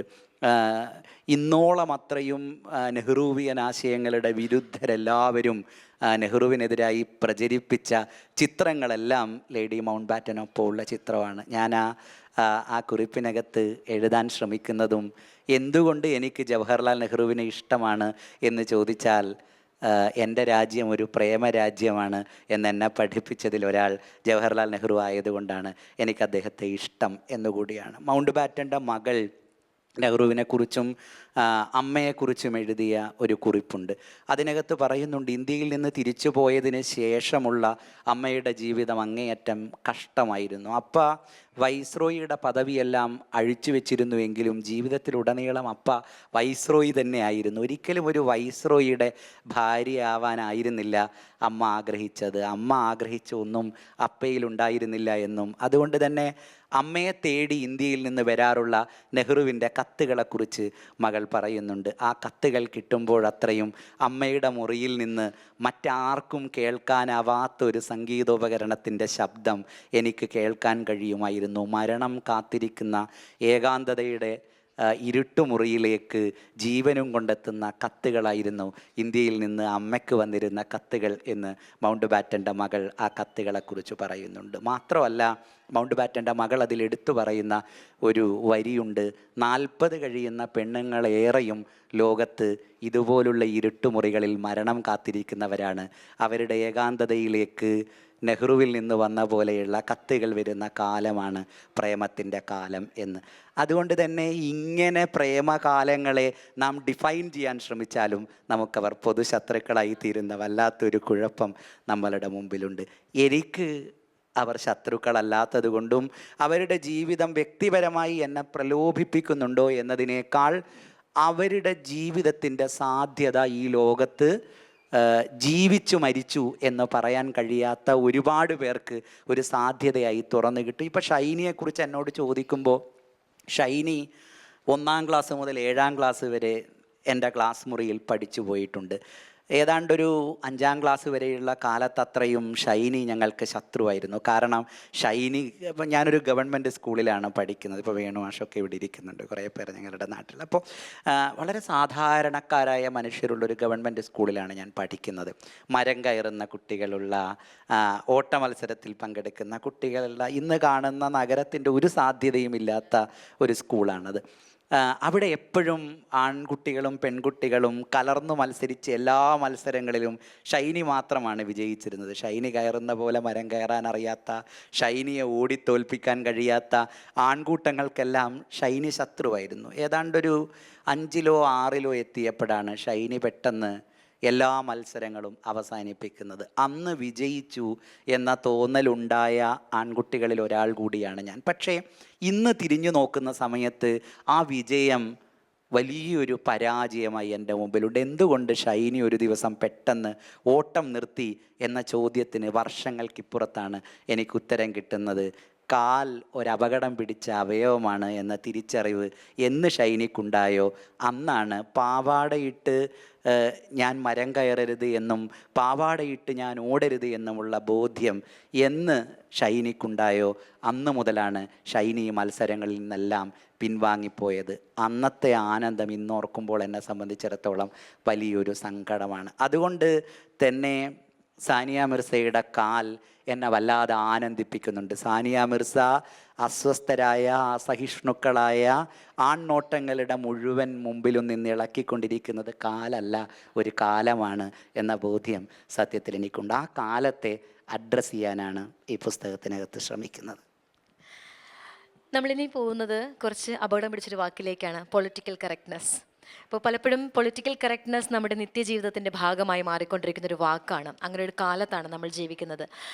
നമ്മുടെ വീടുകളിലെ സംഭാഷണങ്ങളിൽ പോലും, നമ്മുടെ പ്രിയപ്പെട്ടവരുമായുള്ള സംഭാഷണങ്ങളിൽ പോലും പൊളിറ്റിക്കൽ കറക്റ്റ്നെസ് നോക്കേണ്ട ഒരു അവസ്ഥയിലേക്ക് നടന്നു പോയിക്കൊണ്ടിരിക്കുകയാണ് നമ്മൾ. ശരിക്കും പൊളിറ്റിക്കൽ കറക്റ്റ്നെസ്സിൻ്റെ ലെൻസിലൂടെ നമ്മൾ നോക്കുമ്പോൾ വ്യക്തി സ്വാതന്ത്ര്യവും അഭിപ്രായ സ്വാതന്ത്ര്യവും രണ്ടും വേറിട്ട കാഴ്ചകളാണ്. എഴുത്തിൻ്റെ സ്വാതന്ത്ര്യവും പൊളിറ്റിക്കൽ കറക്റ്റ്നെസ്സും തമ്മിലുള്ള ബന്ധത്തെക്കുറിച്ച് എന്താണ് പറയാനുള്ളത്? ഈ പുസ്തകത്തിൽ തന്നെ ഊന്നി നിന്ന് പറയുമ്പോൾ, ഞാൻ ഈ പുസ്തകത്തിൽ പലയിടത്തായി അങ്ങനെ സ്ട്രെയിറ്റായി പറഞ്ഞില്ല എങ്കിലും പറയാൻ ശ്രമിച്ച ഒന്ന്, ഞാൻ അത്രമേൽ പൊളിറ്റിക്കലി കറക്റ്റായ ഒരാളല്ല എന്നാണ്. അത് പറയുന്നതിന് എനിക്ക് പ്രത്യേകിച്ച് മടികളുമില്ല. അതിനർത്ഥം എന്നെ രാഷ്ട്രീയമായി നവീകരിക്കാൻ ഞാൻ ശ്രമിച്ചിട്ടില്ല എന്നല്ല. ഒരു സമൂഹം രാഷ്ട്രീയമായി നവീകരിക്കപ്പെടുമ്പോൾ അതാർജിക്കുന്ന എല്ലാ പുരോഗമനത്തിനോടും എനിക്ക് ഐക്യമുണ്ട്. ഞാൻ നേരത്തെ പറഞ്ഞ പോലെ പല രൂപത്തിലുള്ള അബ്യൂസുകളോട് പ്രതികരിക്കാവുന്ന കുഞ്ഞുങ്ങളുണ്ടായി വരുന്നത് ഈ പൊളിറ്റിക്കൽ കറക്റ്റ്നെസ്സിൻ്റെ ഭാഗമാണ്. അങ്ങനെ സൊസൈറ്റി പൊളിറ്റിക്കലി കറക്റ്റ് ചെയ്യപ്പെടുന്നതിനെ കൈയടിക്കുമ്പോഴും അടിമുടി രാഷ്ട്രീയ ശരികളിൽ ഒരു ക്രിയേറ്റീവ് ലിറ്ററേച്ചറിൻ്റെ സാധ്യതകൾ അന്വേഷിക്കുക വലിയ കഷ്ടമാണ് എന്നെനിക്ക് തോന്നുന്നുണ്ട്. കാരണം അത്തരമൊരു ലോകത്തും നമുക്ക് വില്ലനും നായകനും ഒക്കെയുണ്ട്. സമൂഹം രാഷ്ട്രീയമായി നവീകരിക്കപ്പെടുന്നു എന്ന് പറയുമ്പോഴും ഒരുപാട് മനുഷ്യരുള്ള ഒരിടമാണിത്. ഈ മനുഷ്യരുടെയൊക്കെ ജീവിതം ആണ് സത്യത്തിൽ സിനിമയിലായാലും നോവലുകളിലായാലും കഥകളിലായാലും ഒക്കെ നമ്മൾ ആവിഷ്കരിക്കേണ്ടി വരിക. അങ്ങനെ രാഷ്ട്രീയമായി ശരികൾ മാത്രമുള്ള മനുഷ്യരുടെ കഥ പറയുക എന്നത് വലിയ കഷ്ടമാണ്. മലയാളത്തിലെ ആദ്യത്തെ എഴുതപ്പെട്ട ചെറുകഥ എന്ന് നാം വിളിക്കുന്ന വാസനാവികൃതി പോലും ഒരുപക്ഷേ ഒരു കള്ളൻ്റെ, മണിയൻ പിള്ള എന്ന് പറയുന്ന ഒരു കള്ളൻ്റെ കഥയാണ് പറയുന്നത്. രാഷ്ട്രീയ ശരികളുള്ള മനുഷ്യൻ്റെ ജീവിതമാണ് പറയുന്നതെങ്കിൽ നമുക്ക് കള്ളൻ്റെ കഥ പറയാനാവില്ല. ഞാൻ നേരത്തെ വിനോയ് തോമസ് ഇവിടെ ഇരിക്കുന്നത് കൊണ്ടല്ല, ഇവിടെ ഇരിക്കുന്നില്ലെങ്കിലും അത് പറയേണ്ടി വരും. കലികമിനാറിലെ കുറ്റവാളികൾ എന്ന വിനോയ് തോമസിൻ്റെ കഥയാണ് പിന്നീട് ചുരുളി എന്ന സിനിമയായി നമ്മളുടെ മുമ്പിൽ വരുന്നത്. രാഷ്ട്രീയ ശരിയെക്കുറിച്ചുള്ള എല്ലാത്തരം തർക്കങ്ങൾക്കും ഉത്തരം പറയേണ്ടി വന്നൊരു സിനിമയാണ് സത്യത്തിൽ ചുരുളി എന്ന് പറയുന്ന സിനിമ. ഒരുപാടേറെ കള്ളന്മാരും കൊള്ളക്കാരും കുഴപ്പം പിടിച്ചവരും ഒക്കെയായ മനുഷ്യർ മാത്രം ഒരുമിച്ച് താമസിക്കുന്ന ഒരു പരിസ്ഥിതിയിൽ, ഒരു എക്കോസിസ്റ്റത്തിൽ അവർ സംസാരിക്കുന്ന ഭാഷയെ എങ്ങനെയാണ് രാഷ്ട്രീയ ശരികൾ കൊണ്ട് നിർമ്മിക്കാൻ കഴിയുക എന്നതൊരു വലിയ പ്രശ്നമാണ്. പലപ്പോഴും നാം ആർജിക്കുന്ന പുരോഗമനത്തിനും ഈ പ്രശ്നമുണ്ട് എന്ന തോന്നൽ എനിക്കുണ്ട്. പാർവതി തിരുവോത്ത് ഒരിക്കൽ കസബ എന്ന് പറയുന്ന ഒരു സിനിമയെക്കുറിച്ച് നടത്തിയ ഒരു വലിയ വിമർശനമുണ്ട്. എനിക്ക് ആ വിമർശനത്തോട് സത്യത്തിൽ വിയോജിപ്പാണ്. കാരണം കസബയിലെ പോലീസ് ഓഫീസർ എന്ന് പറയുന്നത് അടിമുടി വഷളനായ ഒരു പോലീസ് ഓഫീസറാണ്. കസബയിലെ വഷളൻ പോലീസ് ഓഫീസറെ വഷളന്മാരിലെ എക്സ്ട്രീമായി അവതരിപ്പിക്കുക എന്നതാണ് മമ്മൂട്ടി എന്ന് പറയുന്ന നായകന് ചെയ്യാനുള്ളത് എന്ന തോന്നലാണ് എനിക്കുള്ളത്. അല്ലാതെ എപ്പോഴും രാഷ്ട്രീയ ശരികളിൽ മാത്രം ഊന്നി നിൽക്കുന്ന കഥാപാത്രങ്ങളെ നിർമ്മിച്ചുകൊണ്ട് നമുക്ക് മുന്നോട്ടേക്ക് പോകാൻ കഴിയില്ല. ഈ വിമർശനം ഉന്നയിക്കുന്ന സമയത്ത് തന്നെ പാർവതിയും പൃഥ്വിരാജും കൂടെ അഭിനയിച്ച മൈ സ്റ്റോറി എന്ന് പറയുന്ന ഒരു സിനിമ പുറത്തു വന്നതിന് തൊട്ട് ശേഷമാണ് ഈ വിമർശനം, കസബ വിമർശനം പാർവതിയുടെ ഭാഗത്തു നിന്നുണ്ടാവുന്നത്. ആ സിനിമക്കകത്ത് പൃഥ്വിരാജിൻ്റെ ജയ് എന്ന് പറയുന്ന കഥാപാത്രത്തോട് പാർവതിയുടെ നായിക ചോദിക്കുന്ന ഒരു ചോദ്യമുണ്ട്. ജയ്യുടെ കൂടെ ഒരു പെൺകുട്ടിയെ കണ്ട സമയത്ത് ഇതിനെ എത്ര യൂറോയ്ക്ക് റോഡ് സൈഡിൽ നിന്ന് കിട്ടിയതാണ് എന്ന് ചോദിക്കുന്നൊരു ചോദ്യമുണ്ട്. ആ ചോദ്യം രാഷ്ട്രീയമായി ശരിയുള്ളൊരു ചോദ്യമല്ല. നിങ്ങളുടെ കൂടെ കാണുന്ന ഒരു പെൺ സുഹൃത്തിനെ എത്ര യൂറോയ്ക്ക് റോഡ് സൈഡിൽ നിന്ന് കിട്ടിയതാണ് എന്ന് ചോദിക്കുന്ന ചോദ്യത്തേക്കാൾ മോശം ചോദ്യമൊന്നുമില്ല. പക്ഷേ ആ ചോദ്യം ചോദിക്കുന്ന നായിക പിന്നീട് മറ്റൊരു സിനിമയെ രാഷ്ട്രീയമായി, അപ്പോൾ ആണുങ്ങൾ സംസാരിക്കുന്ന ഭാഷ മാത്രമല്ല നവീകരിക്കപ്പെടേണ്ടത്. ഭാഷ നവീകരിക്കപ്പെടുക എന്നതിന് നാം അടിമുടി നവീകരിക്കുക എന്നുകൂടി അർത്ഥമുണ്ട്. പാർവതിയുടെ കഥാപാത്രം ആ ചോദ്യം ചോദിക്കുന്ന കുശുമ്പും കുഴപ്പങ്ങളും ഒക്കെയുള്ള ഒരു നായിക കഥാപാത്രമാണ്. അവരാ ചോദ്യം തന്നെ ചോദിക്കേണ്ടതുണ്ട്. പക്ഷെ സിനിമ മാറുന്ന ഒരു മാറ്റമുണ്ട്, കഥ മാറുന്ന ഒരു മാറ്റമുണ്ട്, നാം പറയരുത് എന്ന് വിചാരിക്കുന്ന ചിലതുണ്ട്. അങ്ങനെ രാഷ്ട്രീയമായി നവീകരിക്കപ്പെടുമ്പോൾ അതൊരുപാട് സ്ത്രീയുടെ പൊസിഷനിൽ വന്ന മാറ്റമുണ്ട്, ട്രാൻസ്ജെൻഡറുകളുടെ പൊസിഷനിൽ വന്ന മാറ്റമുണ്ട്, ലിംഗവൈവിധ്യങ്ങളെയെല്ലാം നാം അംഗീകരിക്കാൻ തുടങ്ങിയിരിക്കുന്നു. നാം ഗേകളെ, ലെസ്ബിയനുകളെ എല്ലാത്തിനെയും അംഗീകരിക്കുന്ന ഒരു പൊതുവിടം പതിയെ പതിയെ രൂപം കൊള്ളുന്നു എന്നതിന് നാം പൊളിറ്റിക്കലി കറക്റ്റ് ചെയ്യപ്പെടുന്നു എന്ന അർത്ഥത്തിൽ വലിയ ആഴമുണ്ട്. അതുമാത്രമാണ് നിലനിൽക്കേണ്ടത്. ലിറ്ററേച്ചർ അതിലൂന്നിയല്ല മുന്നോട്ട് പോവേണ്ടത്. ലിറ്ററേച്ചറിന് എല്ലാ മനുഷ്യരെയും അഡ്രസ്സ് ചെയ്യാനുള്ള ശേഷിയുണ്ടാവണം. ഹരീഷേട്ടൻ്റെ മീശയെക്കുറിച്ചൊക്കെ വന്ന വിവാദങ്ങൾ നാം ആ രാഷ്ട്രീയ ശരിയിൽ ഊന്നി നിൽക്കാത്തതിൻ്റെ കുഴപ്പമായിട്ടാണ് എനിക്ക് തോന്നുന്നത്. തീർച്ചയായും. ഇനി അതിൽ വേറൊരു റെഫറൻസ് ഉള്ളത് ചിരിയുടെയും മറവിയുടെയും പുസ്തകത്തിൽ മിലൻ കുന്ദേര പറയുന്ന ഒന്നുണ്ട്. നർമ്മബോധം നഷ്ടപ്പെടുന്ന ലോകത്തെയാണ് ഞാൻ പേടിക്കുന്നത്. അപ്പോൾ അതിൽ എഴുത്തുകാരൻ പറയുന്ന ഒരു വാക്കുണ്ട്, ഇങ്ങനെ അങ്ങ് ജീവിക്കാൻ പാകത്തിൽ ഈ ലോകം എന്നും ചുറ്റുമുണ്ടായിരുന്നുവെങ്കിൽ എന്ന്. എന്താണ് ഇത്ര വലിയൊരു ആധി എഴുത്തുകാരനെ പിടികൂടാൻ കാരണം? എൻ്റെ ചുറ്റുമുള്ള ലോകം എന്നതിനേക്കാൾ ഞാൻ ജീവിക്കുന്ന ലോകത്ത് എനിക്കൊപ്പം ജീവിക്കുന്ന മനുഷ്യർക്ക് ചുറ്റുമുള്ള ലോകം എന്നുകൂടെ പറയുന്നതായിരിക്കും കുറേ കൂടെ നല്ലത്. ആത്മാർത്ഥമായി ഒരാൾ സ്വയം അഡ്രസ്സ് ചെയ്യാൻ തീരുമാനിച്ചാൽ സകലമാന ഞെരുക്കങ്ങളിലും പെട്ടാണ് മനുഷ്യൻ്റെ ജീവിതം മുന്നോട്ട് പോകുന്നത് എന്നെനിക്ക് തോന്നാറുണ്ട്. ഇങ്ങനെ ജീവിക്കാമോ, ഇങ്ങനെ മിണ്ടാമോ? നാം ഒരാളെ കാണുന്ന സമയത്ത്, അയാളെ ചേർത്ത് പിടിക്കുന്ന സമയത്ത്, അയാളെ കെട്ടിപ്പിടിക്കുന്ന സമയത്ത് പോലും ഒരു ഫ്രാക്ഷൻ ഓഫ് സെക്കൻഡിൽ നാം ഭീരുവായി തീരുന്നുണ്ട്. നാം ഈ കെട്ടിപ്പിടിച്ചതിൻ്റെ രാഷ്ട്രീയം എന്താണ്? അതിനെ എൻ്റെ അപ്പുറത്തിരിക്കുന്നയാൾ എങ്ങനെയായിരിക്കും കണ്ടിട്ടുണ്ടാവുക? അയാൾ ഒരുപക്ഷെ നമ്മളെ വിട്ട് ഒരുപാട് ദൂരം നടന്നു കഴിഞ്ഞിരിക്കും. നാം അപ്പോഴും നിന്നിടത്ത് തന്നെ നിന്നിങ്ങനെ ആലോചിച്ചുകൊണ്ടിരിക്കും, അയാൾ എന്നെക്കുറിച്ച് എന്തായിരിക്കും ചിന്തിച്ചിട്ടുണ്ടാവുക, ഞാൻ അയാളെ കൂടുതൽ ചേർത്ത് പിടിച്ചു പോയിട്ടുണ്ടോ എന്നൊക്കെ ആലോചിക്കുന്ന മനുഷ്യരാണ് ഈ ലോകത്തുള്ള മനുഷ്യരെന്നാണ് എപ്പോഴും എൻ്റെ തോന്നൽ. ഒരു സുഹൃത്ത് ഒരുപാട് വർഷം മുമ്പാണ് എൻ്റെ ഒരു പുസ്തകം എന്നൊന്നും കാര്യമായി, ഞാൻ നേരത്തെ നോവലിനെ കുറിച്ച് പറയുമ്പോൾ ഞാനതാണ് ചിരിച്ചത്. എൻ്റെ ഒരു നോവൽ ഞാൻ ആദ്യമായി എഴുതുന്നത് 18-ാമത്തെ വയസ്സിലാണ്. അതുകൊണ്ട് മാത്രമാണ് ഇന്ന് ആ നോവൽ എഴുതി എന്ന് ഈ പുസ്തകത്തിനകത്ത് എഴുതി വെക്കാനും കഴിയുന്നത്. കാരണം 18-ാമത്തെ വയസ്സിൽ നാം എന്തും ചെയ്യും. നാം അതിൻ്റെ ശരിതെറ്റുകളെക്കുറിച്ച് അന്വേഷിക്കില്ല, ഇത് ലോകത്തെ കാണിക്കേണ്ടതാണോ എന്ന് നാം അന്വേഷിക്കില്ല. അതുകൊണ്ട് 18-ൽ എഴുതുന്നു എന്നത് വലിയ കാര്യമല്ല. 18-ൽ എഴുതുന്നതാണ് സത്യത്തിൽ കുഴപ്പം. 18-ൽ എന്തും നമുക്ക് ആളുകളെ കാണിക്കാമെന്ന് തോന്നും. പക്ഷേ 38 എത്തുമ്പോൾ ആയിരുന്നുവെങ്കിൽ ആ നോവൽ നമുക്ക് ആളുകളെ കാണിക്കാൻ തോന്നുകയില്ല. അതുകൊണ്ട് തന്നെ ഞാൻ അതിനെക്കുറിച്ചല്ല പറയുന്നത്. ആളുകളെ കാണിക്കേണ്ട ഒന്നാണ് എന്ന അഭിപ്രായം 20 വർഷങ്ങൾക്ക് ശേഷം ഇപ്പോഴെനിക്കില്ല. പക്ഷെ ആ നോവലിനകത്ത് ഞാൻ ചേച്ചിക്ക് സ്നേഹത്തോടെ എന്നെഴുതി ആർക്കോ ഒരാൾക്ക് ഞാൻ ആ നോവൽ ഒപ്പിട്ട് കൊടുത്തു. ആ നോവൽ ഒപ്പിട്ട് കൊടുത്തു. ആ നോവൽ അവർ ഏതോ ഒരു പഴയ പുസ്തകങ്ങളൊക്കെ വിൽക്കുന്ന ആർക്കും അത് വിറ്റു.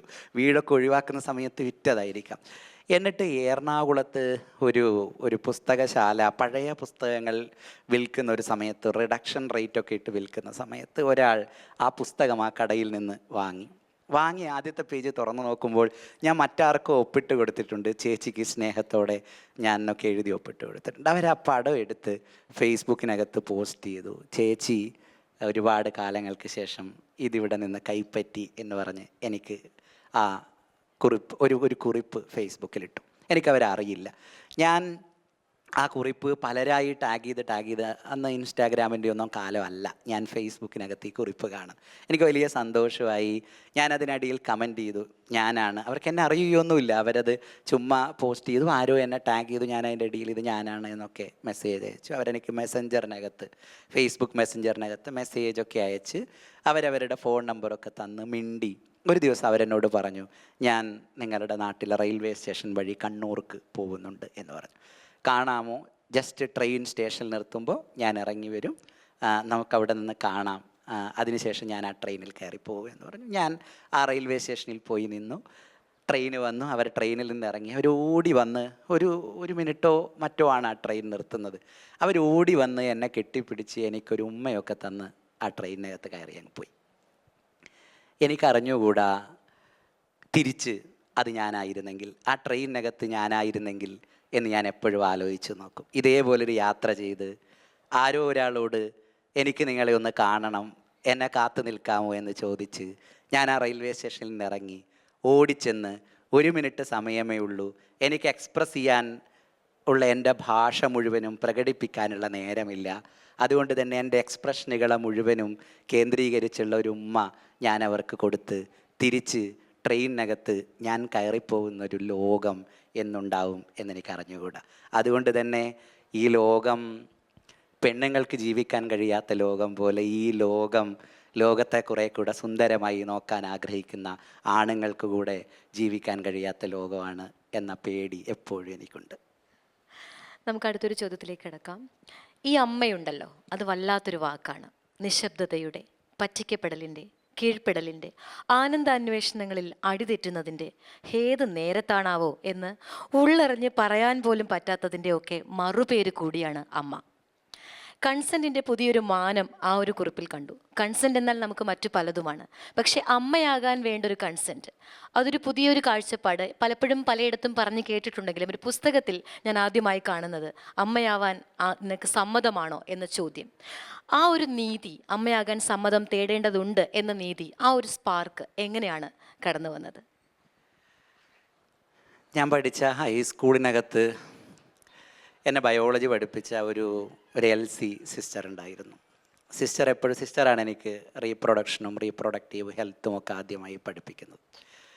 ടീച്ചർ എപ്പോഴും പ്രത്യുൽപാദനത്തിൻ്റെ സാധ്യതകളെക്കുറിച്ച് ക്ലാസ് മുറിയിൽ ഇങ്ങനെ പറയുമായിരുന്നു.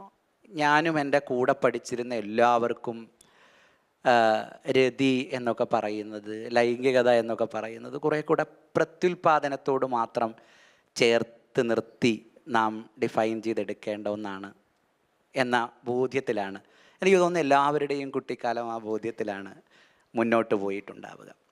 ഏറെ നമ്മൾ വളർന്ന് മുന്നോട്ട് പോകുമ്പോഴാണ് നാം തന്നെ ചിന്തിക്കുക, നാം നമ്മളുടെ മൊത്ത ജീവിതത്തിനകത്ത് കൊണ്ടാടുന്ന രതികളിൽ എത്ര എണ്ണം സത്യത്തിൽ കുഞ്ഞുങ്ങളുണ്ടാവാൻ വേണ്ടിയായിരുന്നു എന്ന് ഞാൻ ആലോചിക്കും. അപ്പോൾ മൊത്തം കണക്കെടുത്ത് നമ്മൊരു മാത്തമാറ്റിക്കൽ അനാലിസിസൊക്കെ വെച്ച് നടത്തിയാൽ മൊത്തം കണക്കിനകത്തൊരു ചെറിയ പെർസെൻറ്റേജ് മാത്രം വരുന്ന ഒന്നിനെ വല്ലാതെ ആദർശവൽക്കരിക്കുകയും ആനന്ദത്തിൻ്റെ ഒരു വലിയ സ്പേസിനെ പൂർണ്ണമായി അങ്ങ് റദ്ദ് ചെയ്യുകയും ചെയ്താണ് നമ്മളുടെ സ്കൂൾ കാലം സത്യത്തിൽ മുന്നോട്ട് പോകുന്നത്. അതുകൊണ്ട് തന്നെ ഇപ്പോഴും മലയാളിയെ സംബന്ധിച്ചിടത്തോളം എനിക്ക് മലയാളിയായി നിന്നതുകൊണ്ട്, അതൊരു മലയാളി വിമർശനമൊന്നുമല്ല, മലയാളിയായി നിന്നതുകൊണ്ട് മലയാളിയുടെ മാത്രം ജീവിതമേ എനിക്ക് അറിയൂ എന്നൊരു ലിമിറ്റേഷൻ എനിക്കുള്ളത് കൊണ്ട് കൂടിയാണ് ഞാൻ മലയാളിയെക്കുറിച്ച് പറയുന്നത്. മലയാളിയുടെ ഒരു വലിയ പ്രശ്നം, മലയാളി ഇത്തരം കൺസെൻറ്റുകളൊന്നും ഒരിക്കലും ആരോടും ചോദിക്കുന്ന ഒരു പരസ്പര ബഹുമാനത്തിൻ്റെ സ്പേസ് ഉള്ളയാളല്ല. മലയാളിക്ക് രതി എന്ന് പറയുന്നത് ആദ്യാവസാനം പ്രത്യുൽപാദനത്തിനുള്ള ഒന്നാണ് എന്ന ബോധത്തെ ഇഞ്ചക്ട് ചെയ്ത് വെച്ച ഒരു തലച്ചോർ അയാളുടെ കുട്ടിക്കാലത്ത് മുതലേ ഉണ്ട്. അതുകൊണ്ട് തന്നെ വിവാഹം, മാതൃത്വം എന്നൊക്കെ പറയുന്ന ഒരു സ്റ്റീരിയോ ടൈപ്പ് പാലത്തിലൂടെയാണ് നാം ഇങ്ങനെ നടന്നുകൊണ്ടിരിക്കുന്നത്. അല്ലാത്ത സാധ്യതകളെക്കുറിച്ച് അന്വേഷിക്കുന്നത് പോയിട്ട് അതിനെക്കുറിച്ച് നമ്മളുടെ വീട്ടിലോ പൊതുസ്ഥലങ്ങളിലോ സംസാരിക്കുന്നത് പോലും വലിയ കുഴപ്പം പിടിച്ച ഒന്നാണ് എന്നെനിക്ക് തോന്നാറുണ്ട്. അതുകൊണ്ട് തന്നെ പെണ്ണുങ്ങൾ ആർജിക്കുന്ന പുതിയ രാഷ്ട്രീയ ബോധത്തിൽ കുറേ കൂടെ വിവാഹത്തെയും മാതൃത്വത്തെയും ഒക്കെ കുറേ കൂടെ റീഡിഫൈൻ ചെയ്യാനുള്ള ശ്രമങ്ങൾ കൂടെ ഉണ്ടാവേണ്ടതുണ്ട്. അത്തരം ശ്രമങ്ങൾ ലോകത്തുണ്ടാവുന്നുണ്ട്. കല്യാണം ആവശ്യമാണോ അല്ലയോ എന്ന തർക്കം പല രൂപത്തിൽ ലോകത്ത് നടക്കുന്നുണ്ട്. ഒരു 1, 2, 3 വർഷങ്ങൾക്കു പിന്നിൽ നാം ഒളിച്ചും പാത്തും ചർച്ച ചെയ്തിരുന്ന ലിവിങ് ടുഗദറൊക്കെ വളരെ നോർമലൈസ് ചെയ്ത് നമുക്ക് സംസാരിക്കാൻ വേണ്ടി കഴിയുന്നുണ്ട്. സെൽഫ് ലവിനെ കുറിച്ച് നമുക്ക് സംസാരിക്കാൻ കഴിയുന്നുണ്ട്.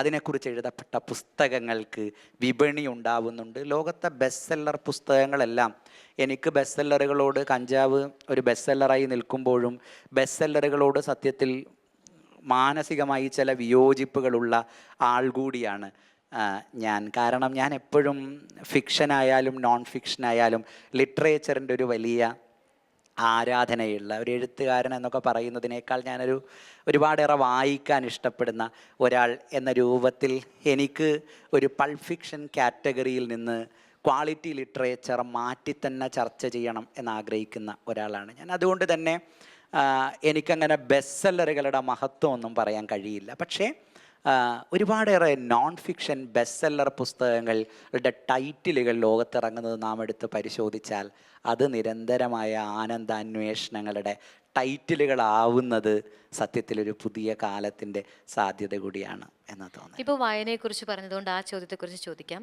വായനയുടെ ഒരുപാട് റെഫറൻസുകൾ ഈ പുസ്തകത്തിൽ കടന്നു വരുന്നുണ്ട്. ഒരുപാട് റെഫറൻസുകൾ, വരികൾക്കിടയിൽ വായിക്കാനാകുന്ന ഒരുപാട് കഥകളും കുറിപ്പുകളും ഇതെല്ലാം ഇതിനകത്ത് വരുന്നുണ്ട്. പലരെയും നമ്മൾ ആദ്യമായി കേൾക്കുന്ന ആൾക്കാരെ കുറിച്ച് വരെ, ആദ്യമായി കേൾക്കുന്ന പുസ്തകങ്ങൾ, ആദ്യമായി കേൾക്കുന്ന എഴുത്തുകാർ പെട്ടെന്ന് പുസ്തകം ഒന്ന് മടക്കി വെച്ച് ഗൂഗിളിലേക്ക് ഒന്ന് സെർച്ച് ചെയ്തിട്ട് ഇത് എവിടെയാണ്, ഏത് പുസ്തകമാണ്, അവൈലബിൾ ആണോ എന്ന് നോക്കാൻ ഒരു വായനക്കാരനെ പ്രേരിപ്പിക്കുന്ന ഒരു ഘടകം കൂടി ഈ ഒരു നോവലുണ്ട്. ശരിക്കും പറഞ്ഞാൽ ഒരുപാട് റെഫറൻസുകളുടെ ഒരു ഗ്രന്ഥം കൂടിയാണ് കഞ്ചാവ്. ഇതിൽ ബൃഹദാരണ്യകോപനിഷത്ത് മുതൽ ഗാർഷിൻ്റെ റെഡ് ഫ്ലവർ വരെ അതിനകത്ത് പരാമർശിക്കുന്നുണ്ട്. അപ്പോൾ അങ്ങനെ വായനയുടെ ഒരു വ്യത്യസ്തമായ റേഞ്ചാണ്. അത് ഇന്ന ഒരു പുസ്തകം അല്ലെങ്കിൽ ഇന്നൊരു സ്ഥലത്ത് നിന്ന് അല്ലെങ്കിൽ ഈ ലോകത്ത് നിന്ന് അങ്ങനെയല്ല. ശരിക്കും ഒരു പരന്ന വായന, വിശാലമായ വായന ഇതിനകത്ത് കാണാം. എഴുത്തുകാരുടെ വായനയെ എങ്ങനെയാണ് നോക്കിക്കാണുന്നത്? ഞാൻ നേരത്തെ ഈ പറയുന്ന പോപ്പുലർ ഫിക്ഷനെ കുറിച്ച് പറഞ്ഞതിൻ്റെ തുടർച്ചയായാണ് എനിക്ക് അതിനോടൊരു ഉത്തരം പറയാൻ. ഈ പുതിയ സോഷ്യൽ മീഡിയ കാലമൊക്കെ പുസ്തകങ്ങളുടെ വിൽപ്പനയെ വലിയ രീതിയിൽ സ്വാധീനിക്കുന്ന കാലം കൂടിയാണ്. നമ്മളിങ്ങനെ ഇൻസ്റ്റാഗ്രാമിലൊക്കെയുള്ള റീലുകളൊക്കെ നമ്മളിങ്ങനെ പുസ്തക റീലുകളൊക്കെ എടുത്ത് പരിശോധിക്കുമ്പോൾ, ഇപ്പോൾ ഉദാഹരണത്തിന് ഈ അടുത്ത് ഏറ്റവും കൂടുതൽ വിറ്റഴിക്കപ്പെട്ട പുസ്തകങ്ങളിലൊന്ന് എൻ മോഹനൻ്റെ ഒരിക്കൽ എന്ന് പറയുന്ന പുസ്തകം DC ബുക്സ് നന്നായി വിറ്റ ഒരു പുസ്തകങ്ങളിലൊന്നാണ്. ഒരിക്കലിനെ കുറിച്ച് വന്ന എല്ലാ റീലുകളും ഒരിക്കൽ ഒരാൾ ചെയ്ത റീലിൻ്റെ പകർപ്പുകൾ മാത്രമാണ്. ഒരാൾ എൻ്റെ പ്രിയപ്പെട്ട പെൺകുട്ടി എന്ന് പറഞ്ഞത് തന്നെയാണ് എല്ലാവർക്കും റീലുകളായി ചെയ്യാനുള്ളത്. അങ്ങനെ ഒരാളെ നിരന്തരമായി പകർത്തുന്ന ഒരു റീലിന് ഈ പുസ്തകം അടിമപ്പെടരുതേ എന്ന പേടി കഞ്ചാവ് പുറത്തു വരുമ്പോഴെനിക്കുണ്ടായിരുന്നു. ഞാൻ അതിനെക്കുറിച്ചല്ല പറഞ്ഞു വരുന്നത്. നിങ്ങളെല്ലാ റീലുകളും എടുത്ത് പരിശോധിച്ചാൽ മജോറിറ്റി റീലുകളുടെയും കണ്ടൻറ്റ് ഒറ്റ വരിയാണ്. നമുക്ക് പെറുക്കിയെടുക്കാൻ കഴിയുന്ന സുന്ദരമായ ഒരുപാടേറെ ഉൾക്കാമ്പുള്ള ഒരു പുസ്തകത്തിൽ നിന്ന് പോലും എങ്ങനെയാണ്, ഇപ്പോൾ ഫ്രാൻസിസ് ഇട്ടിക്കോര പോലെയുള്ള ഒരു പുസ്തകത്തിൻ്റെ റീലുകൾ പോലും എങ്ങനെയാണ് ഒരേ വരികളുള്ള റീലുകളായി തീരുന്നത് എന്ന ചോദ്യത്തിലുണ്ട് നമ്മളുടെ വായന എവിടെയാണ് നിൽക്കുന്നത് എന്ന ചോദ്യത്തിൻ്റെ ഉത്തരം. അതുകൊണ്ട് തന്നെ ഇത്തരം വായനയെ സത്യത്തിൽ എനിക്ക് പേടിയാണ് എന്നുകൂടെ പറഞ്ഞു വെക്കേണ്ടി വരും. അങ്ങനെയല്ല ഒരു എഴുത്തുകാരൻ വായിക്കപ്പെടുന്നത്. ഒരു എഴുത്തുകാരനെ സംബന്ധിച്ചിടത്തോളം അതൊരു വലിയ ദുഃഖം ഉണ്ടാവുന്ന ഒന്നുകൂടിയാണ്. അയാളെ അടിമുടി കീറി മുറിച്ച് ഒരാൾ എങ്ങനെ നോക്കും എന്ന ഒരു നോട്ടം എല്ലാ എഴുത്തുകാരും ആഗ്രഹിക്കുന്നുണ്ടാവും. ആ നോട്ടം പലപ്പോഴും എഴുത്തുകാർക്ക് കിട്ടാതെ പോകുന്നുണ്ട്. ആന്ദ്രേ ഷീദ് എന്ന് പറയുന്ന ലോകപ്രസിദ്ധനായ എഴുത്തുകാരൻ്റെ ഒരു പ്രയോഗമുണ്ട്: ഒരാൾ പറയുന്നത് പറയരുത്, ഒരാൾ ചെയ്യുന്നത് ചെയ്യരുത്, ഒരാളും ചെയ്യാത്ത ഒന്ന് ചെയ്യാനുള്ള ശ്രമമാണ് സത്യത്തിൽ ക്രിയേറ്റീവ് ലിറ്ററേച്ചർ എന്ന്. അങ്ങനെ ഒരാളും നോക്കാത്ത ഒരു നോട്ടം, ഒരാളും സൂക്ഷിക്കാത്ത ഒരു കണ്ണ്, ഒരാളും കാണാത്ത ഒരു കാഴ്ച പെറുക്കിയെടുക്കുന്നിടത്ത് മാത്രമാണ് വായന കുറേ കൂടെ ക്വാളിറ്റിയുള്ള ഒന്നായി തീരുന്നത്. ഇനി നമുക്കൊരു ചോദ്യത്തിലൂടെ, അത് കഴിഞ്ഞ് നമുക്ക് ഓഡിയൻസുമായുള്ളൊരു ഇൻട്രാക്ഷൻ സെഷനാണ് ഇത്. എൻ്റെ ഭാഗത്തു നിന്നുള്ള അവസാന ചോദ്യമാണ്. കാമനകളുടെ ലഹരിക്കപ്പുറം ചില ചോദ്യങ്ങൾ ചോദിക്കുന്നുണ്ട് പുസ്തകത്തിൽ, ചില ആഹ്വാനങ്ങളുണ്ട്. അതിലൊന്നാണ്, പ്രിയപ്പെട്ട ആണുങ്ങളെ, നിങ്ങളിൽ പെണ്ണുങ്ങളുടെ തലച്ചോറിനെ കാമിക്കുന്നവർ കൈ ഉയർത്തുക. താപ്സി പന്നു, ഐശ്വര്യ റായ്, മെഹുവ മൊയ്ത്ര, സരസ്വതി ബായ്, ഇങ്ങനെ ഒരുപാട് നിലപാടുകളുടെ സൗന്ദര്യവും ആർജവവും കൊണ്ട് വേറിട്ട വ്യക്തികളെ ഈ പുസ്തകത്തിൽ കാണിച്ചിട്ടുണ്ട്. നിലപാടുകളുള്ളവർ ലഹരിയുടെ ഭാഗമായത് എങ്ങനെയാണ് എന്ന് വ്യക്തമാക്കാമോ? കഞ്ചാവ് എന്ന ടൈറ്റിൽ ഈ പുസ്തകത്തിനിടുന്ന സമയത്ത് ഞാൻ എന്നോട് തന്നെ ചോദിച്ച ഒരു വലിയ പ്രശ്നം, ഈ പുസ്തകം ആളുകൾ എങ്ങനെ വാങ്ങും, ഈ പുസ്തകത്തെ ആളുകൾ എങ്ങനെ കാണും എന്നൊക്കെയുള്ള ഒരു പ്രശ്നം. അത് കഞ്ചാവ് എന്ന് പറയുന്ന പേരിൻ്റെ മാത്രം പ്രശ്നമല്ല. എന്തെങ്കിലും ഈ പുസ്തകം ഒരുപാട് ആളുകൾ വായിക്കുന്ന ഒരു സാഹചര്യം ഉണ്ടായാൽ, കഞ്ചാവ് ഇപ്പോൾ 10,000-16,000 കോപ്പികൾ വിറ്റ് കഴിഞ്ഞു, അങ്ങനെ ഒരു സാഹചര്യമൊന്നും ഞാൻ ചിന്തിച്ചിട്ടില്ല. പക്ഷേ കുറച്ചെങ്കിലും ആളുകൾ ഈ പുസ്തകം വായിക്കുന്ന ഒരു സാഹചര്യം ഉണ്ടായാൽ ഈ പേര് കൊണ്ട് ഈ പുസ്തകം വിറ്റു എന്ന്, ഈ പുസ്തകം ചരിത്രത്തിൽ എഴുതപ്പെടുമോ എന്നൊക്കെയുള്ളൊരു പ്രശ്നം എന്നെ സംബന്ധിച്ചിടത്തോളം ഉണ്ടായിരുന്നു. സത്യത്തിൽ അതിലൊട്ടും ആനന്ദിക്കുന്ന ഒരാളും അല്ല ഞാൻ. അങ്ങനെ പേര് കൊണ്ട്, അത് നേരത്തെ റീലിനെ കുറിച്ച് പറഞ്ഞ പോലെ ഒന്നാണ്. കഞ്ചാവ് എന്ന പേര് ഈ പുസ്തകത്തിനിടാനുള്ള കാരണം, എൻ്റെ കുട്ടിക്കാലം മുതലേ ലഹരിയുടെ പേര് കഞ്ചാവ് എന്നാണ്. ലോകം ഒരുപാടേറെ പുതിയ ലഹരി മരുന്നുകളിലേക്കൊക്കെ വളർന്നു പോയിട്ടുണ്ട് എങ്കിലും എൻ്റെ കുട്ടിക്കാലത്ത് ലഹരി കഞ്ചാവായതുകൊണ്ട് കഞ്ചാവ് ഒരു എക്സ്ട്രീം പേരായി അവിടെ അങ്ങനെ കിടപ്പുണ്ട്. പക്ഷേ കഞ്ചാവ് എന്ന് പറയുന്നത് ഒരു വൃക്ഷം എന്ന് പറയുന്ന, അല്ലെങ്കിൽ ഒരു ചെടി എന്നൊക്കെ പറയുന്ന ഒരു രൂപത്തിൽ കഞ്ചാവിനെ നമ്മൾ നോക്കുന്ന സമയത്ത് വളരെ ദുർബലമായ ഒരു ചെടിയാണ് കഞ്ചാവ് ചെടി എന്ന് പറയുന്നത്. അങ്ങനെ ദുർബലമായ ഒരു ചെടിയെ പറയാനല്ല ഈ പുസ്തകത്തിനകത്ത് ശ്രമിച്ചത്. എനിക്ക് ചേർത്തു പിടിക്കാൻ കഴിയാത്ത അത്രയും തടിയുള്ള ഒരു മഹാവൃക്ഷത്തെയാണ് പറയേണ്ടത് എന്ന് ഈ പേരിടുമ്പോഴും എനിക്കുണ്ടായിരുന്നു. അതുകൊണ്ട് തന്നെ ഈ മനുഷ്യരെല്ലാവരും ആ രൂപത്തിൽ വൈവിധ്യങ്ങളുള്ള, ഡൈവേഴ്സിറ്റികൾ സൂക്ഷിക്കുന്ന മനുഷ്യരാണ്. അത് തപസി പണ്ണുവിന്, തപസിയുടെ തന്നെ പ്രയോഗമാണ് സത്യത്തിൽ തലച്ചോറിനെ കുറിച്ചുള്ള പ്രയോഗം. തപസിയെ ട്വിറ്ററിനകത്ത് തപസി ഒരു ചിത്രം, തൻ്റെ ഒരു ചിത്രം പോസ്റ്റ് ചെയ്ത സമയത്ത് അതിനടിയിൽ വന്ന ഒരു കമൻറ്റാണ്, എനിക്ക് നിങ്ങളുടെ അവയവങ്ങൾ വലിയ ഇഷ്ടമാണ് എന്ന്. ആ കമൻറ്റിന് തപസി പറയുന്ന മറുപടിയാണ്, വാവ്, എനിക്കും എൻ്റെ ചില അവയവങ്ങൾ വലിയ ഇഷ്ടമാണ്, എനിക്ക് ഏറ്റവും ഇഷ്ടമുള്ള എൻ്റെ അവയവം സെറിബ്രമാണ് എന്ന് തപസി പറയുന്ന മറുപടിയാണ്. അതുകൊണ്ട് തന്നെ അവയവങ്ങൾ ഇഷ്ടമാണ് എന്നത് തലച്ചോറിനെ കാമിക്കലാണ് എന്ന് തിരുത്തി പറയാൻ പഠിപ്പിക്കുന്ന, അതൊരു പാഠം കൂടിയാണ്. പഠിപ്പിക്കുന്ന പെണ്ണുങ്ങൾ, അത്തരം മനുഷ്യർ, അവരെയൊക്കെയാണ് കഞ്ചാവിനകത്ത് ആവിഷ്കരിക്കണം. അത് ലാലിനെ പറയുമ്പോഴായാലും, അത് നെഹ്റുവിൻ്റെ ജീവിതം പറയുമ്പോഴായാലും, അത് ഇസഡോറ ഡെങ്കനെ കുറിച്ച് പറയാൻ ശ്രമിച്ചപ്പോഴായാലും, ആൻ റൈസ് എന്നൊക്കെ പറയുന്ന ആൻ റൈസ് ഞങ്ങളുടെയൊക്കെ ബാല്യകൗമാരങ്ങളുടെ കാലത്ത് ഏറ്റവും കൂടുതൽ ലോകത്ത് വിറ്റഴിക്കപ്പെട്ട പുസ്തകങ്ങളിലൊന്നാണ് വാമ്പയർ ഡയറീസ് ഒക്കെ. വാമ്പയർ സീരീസ് ഒക്കെ എഴുതുന്നത് ആൻ റൈസ് ആണ്. ആൻ റൈസ് അവരുടെ പുസ്തകങ്ങൾ എഴുതാൻ വേണ്ടി മുറിയെടുത്ത് താമസിച്ചിരുന്ന ഒരു സ്ട്രീറ്റ് എന്ന് പറയുന്നത് സുവർഗാനുരാഗികൾ മാത്രം താമസിക്കുന്ന ഒരു സ്ട്രീറ്റാണ്. ആ സ്ട്രീറ്റിനകത്താണ് അവരുടെ ഗർഭകാലവും അവരുടെ കുട്ടിയുടെ ബാല്യകൗമാരങ്ങളും ഒക്കെ അവരെഴുതിയിരുന്ന ആ സ്ട്രീറ്റിനകത്താണ്. പിന്നീട് തൻ്റെ മകൻ ഒരു സ്വവർഗാനുരാഗിയായി വളരുന്നതിനെ ആനന്ദത്തോടെ നോക്കിക്കണ്ട ആൻ റൈസിലൊരു അമ്മയുണ്ട്. എനിക്കറിയില്ല അങ്ങനെ ഒരു അമ്മയെ നമുക്ക് എവിടെ നിന്ന് കിട്ടും എന്ന്. അങ്ങനെ ഒരു സ്വത്വത്തെ മനസ്സിലാക്കുന്ന കുഞ്ഞുങ്ങളോട് ആരാധനയുള്ള, അതിനെ ചെന്ന് തൊടുന്നവരോട് ആരാധനയൊക്കെയുള്ള ഒരു സങ്കല്പ ലോകം എന്നൊക്കെ നമുക്ക് പറയാൻ പറ്റും. ഇങ്ങനെ ഒരു സങ്കല്പ ലോകം 100 വർഷങ്ങൾക്കും 50 വർഷങ്ങൾക്കും മുമ്പ് തനിക്ക് ചുറ്റും ക്രിയേറ്റ് ചെയ്ത് മരിച്ചുപോയ ഒരുപാടേറെ മനുഷ്യരുണ്ട്. അതുകൊണ്ട് തന്നെ ലോകം അടിമുടി മാറിയതിന് ശേഷം എനിക്ക് കുറേ കൂടെ സമൃദ്ധമായി ജീവിച്ച് കളയാം എന്ന് വിചാരിക്കാവുന്ന പ്രായമൊന്നും മനുഷ്യനില്ല എന്നും തൻ്റെ ചുറ്റും തനിക്ക് സമൃദ്ധമായി ജീവിക്കാവുന്ന ഒരു സുന്ദര ലോകം, ഒരു പൂന്തോട്ടം ക്രിയേറ്റ് ചെയ്ത് അതിനകത്ത് ആനന്ദ ലഹരിയിൽ ജീവിച്ച് മരിക്കാനാണ് മനുഷ്യൻ ശ്രമിക്കേണ്ടത് എന്നും പറയാനാണ് കഞ്ചാവിനകത്ത് ഞാൻ ശ്രമിച്ചിട്ടുള്ളത്. നമുക്കിനി ഓഡിയൻസുമായിട്ടുള്ള ഒരു ഇൻട്രാക്ഷൻ്റെ സെഷനാണ്. അപ്പോൾ എഴുത്തുകാരനോട് ചോദ്യങ്ങൾ ചോദിക്കുവാൻ ആഗ്രഹമുള്ളവർക്ക് ഇപ്പോൾ ചോദിക്കാം.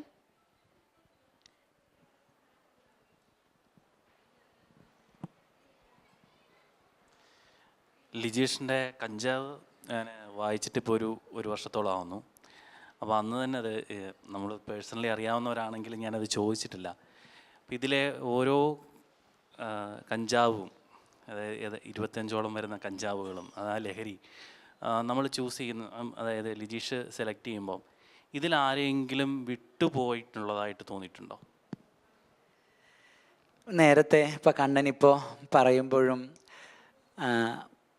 അങ്ങനെ നാം എണ്ണി പറയാൻ ശ്രമിച്ചാൽ എനിക്ക് ഒരുപാടേറെ മനുഷ്യരുടെ ജീവിതം സത്യത്തിൽ പറയാനുണ്ടാവും. ഇപ്പോൾ 90s കിഡ്സ് എന്നൊക്കെ പറഞ്ഞിട്ട് ഭയങ്കരമായി ഒരു പുതിയ ജനറേഷൻ വരുമ്പോഴും കളിയാക്കപ്പെടുന്നൊക്കെ അവസ്ഥകൾ പുതിയ സോഷ്യൽ മീഡിയ കാലത്തിലൊക്കെ ഉണ്ടാവുമ്പോൾ ഞാൻ പറയാറുണ്ട്, ഞങ്ങളുടെ കാലം എന്ന് പറയുന്നത് കുറേ കൂടെ സച്ചിൻ ടെണ്ടുൽക്കർ കളിച്ച കളി കാണാൻ കഴിഞ്ഞ ഒരു കാലമാണ് ഞങ്ങളുടെ കാലമെന്ന്. ഒരുപാടേറെ മുഖങ്ങളുണ്ടായി വരുമ്പോഴും ചില മുഖങ്ങളിൽ സ്ട്രൈക്ക് ചെയ്ത കാഴ്ചകൾ കാണാൻ, സച്ചിൻ ക്രിക്കറ്റ് കളിച്ചിരുന്ന കാലത്ത് ജീവിക്കാൻ കഴിഞ്ഞ, യേശുദാസ് പാടാൻ കഴിഞ്ഞ കാലത്ത് പാട്ട്, ഒരുപാടേറെ വലിയ പാട്ടുകാർ, ബാൻഡുകളൊക്കെ ലോകത്തുണ്ടായി വരുന്നുണ്ട്. ഇങ്ങ് ഡാപ്സി വരെ എത്തുന്ന, അല്ലെങ്കിൽ അതിനേക്കാൾ മുന്നോട്ടേക്കൊക്കെ പോയ പുതിയ പുതിയ കാഴ്ചകളോടുള്ള ആദരക്കുറവേ അല്ല ഞാൻ പറയുന്നത്. പക്ഷേ ദീർഘകാലം ലെജൻഡുകളായി കൊണ്ടാടപ്പെട്ടിരുന്ന ഒരു വലിയ പീരീഡിനകത്ത് ജീവിക്കാൻ കഴിഞ്ഞ ഒരു രസം ഞാൻ എപ്പോഴും പറയാറുണ്ട്. ഈ രസം എന്ന് പറയുന്നത്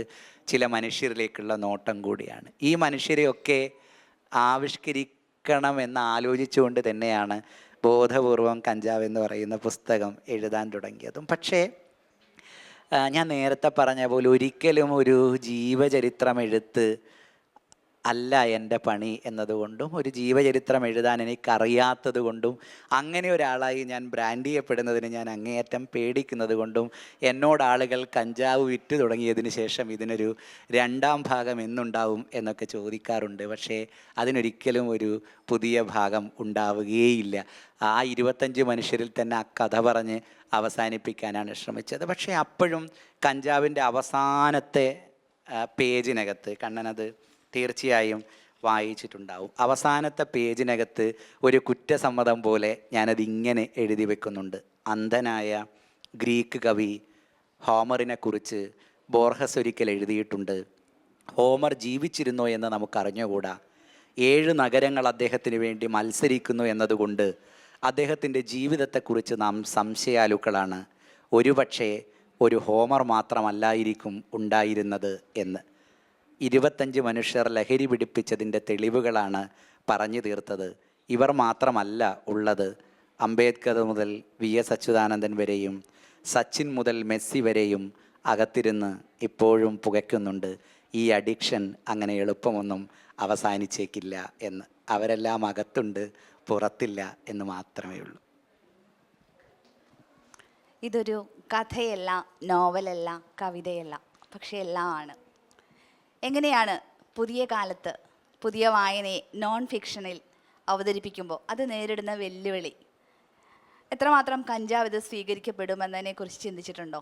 അതായത് നമ്മുടെ മലയാള സാഹിത്യത്തിലെ കഥ, നോവൽ, കവിത എന്നതിനപ്പുറം സർഗാത്മക സാഹിത്യം വായിക്കപ്പെടേണ്ടത് എങ്ങനെയെന്നൊരു 5 വർഷം മുമ്പ് എഴുതിയ ആളെന്ന രീതിയിലാണ് ഞാൻ ലിജീഷിനെ വായിക്കുന്നത്. അപ്പം ഇത് ജനങ്ങൾക്കിടയിൽ എത്തിക്കാൻ ശ്രമിക്കുമ്പോൾ എന്തായിരുന്നു ചിന്ത? അത് തന്നെയായിരുന്നോ?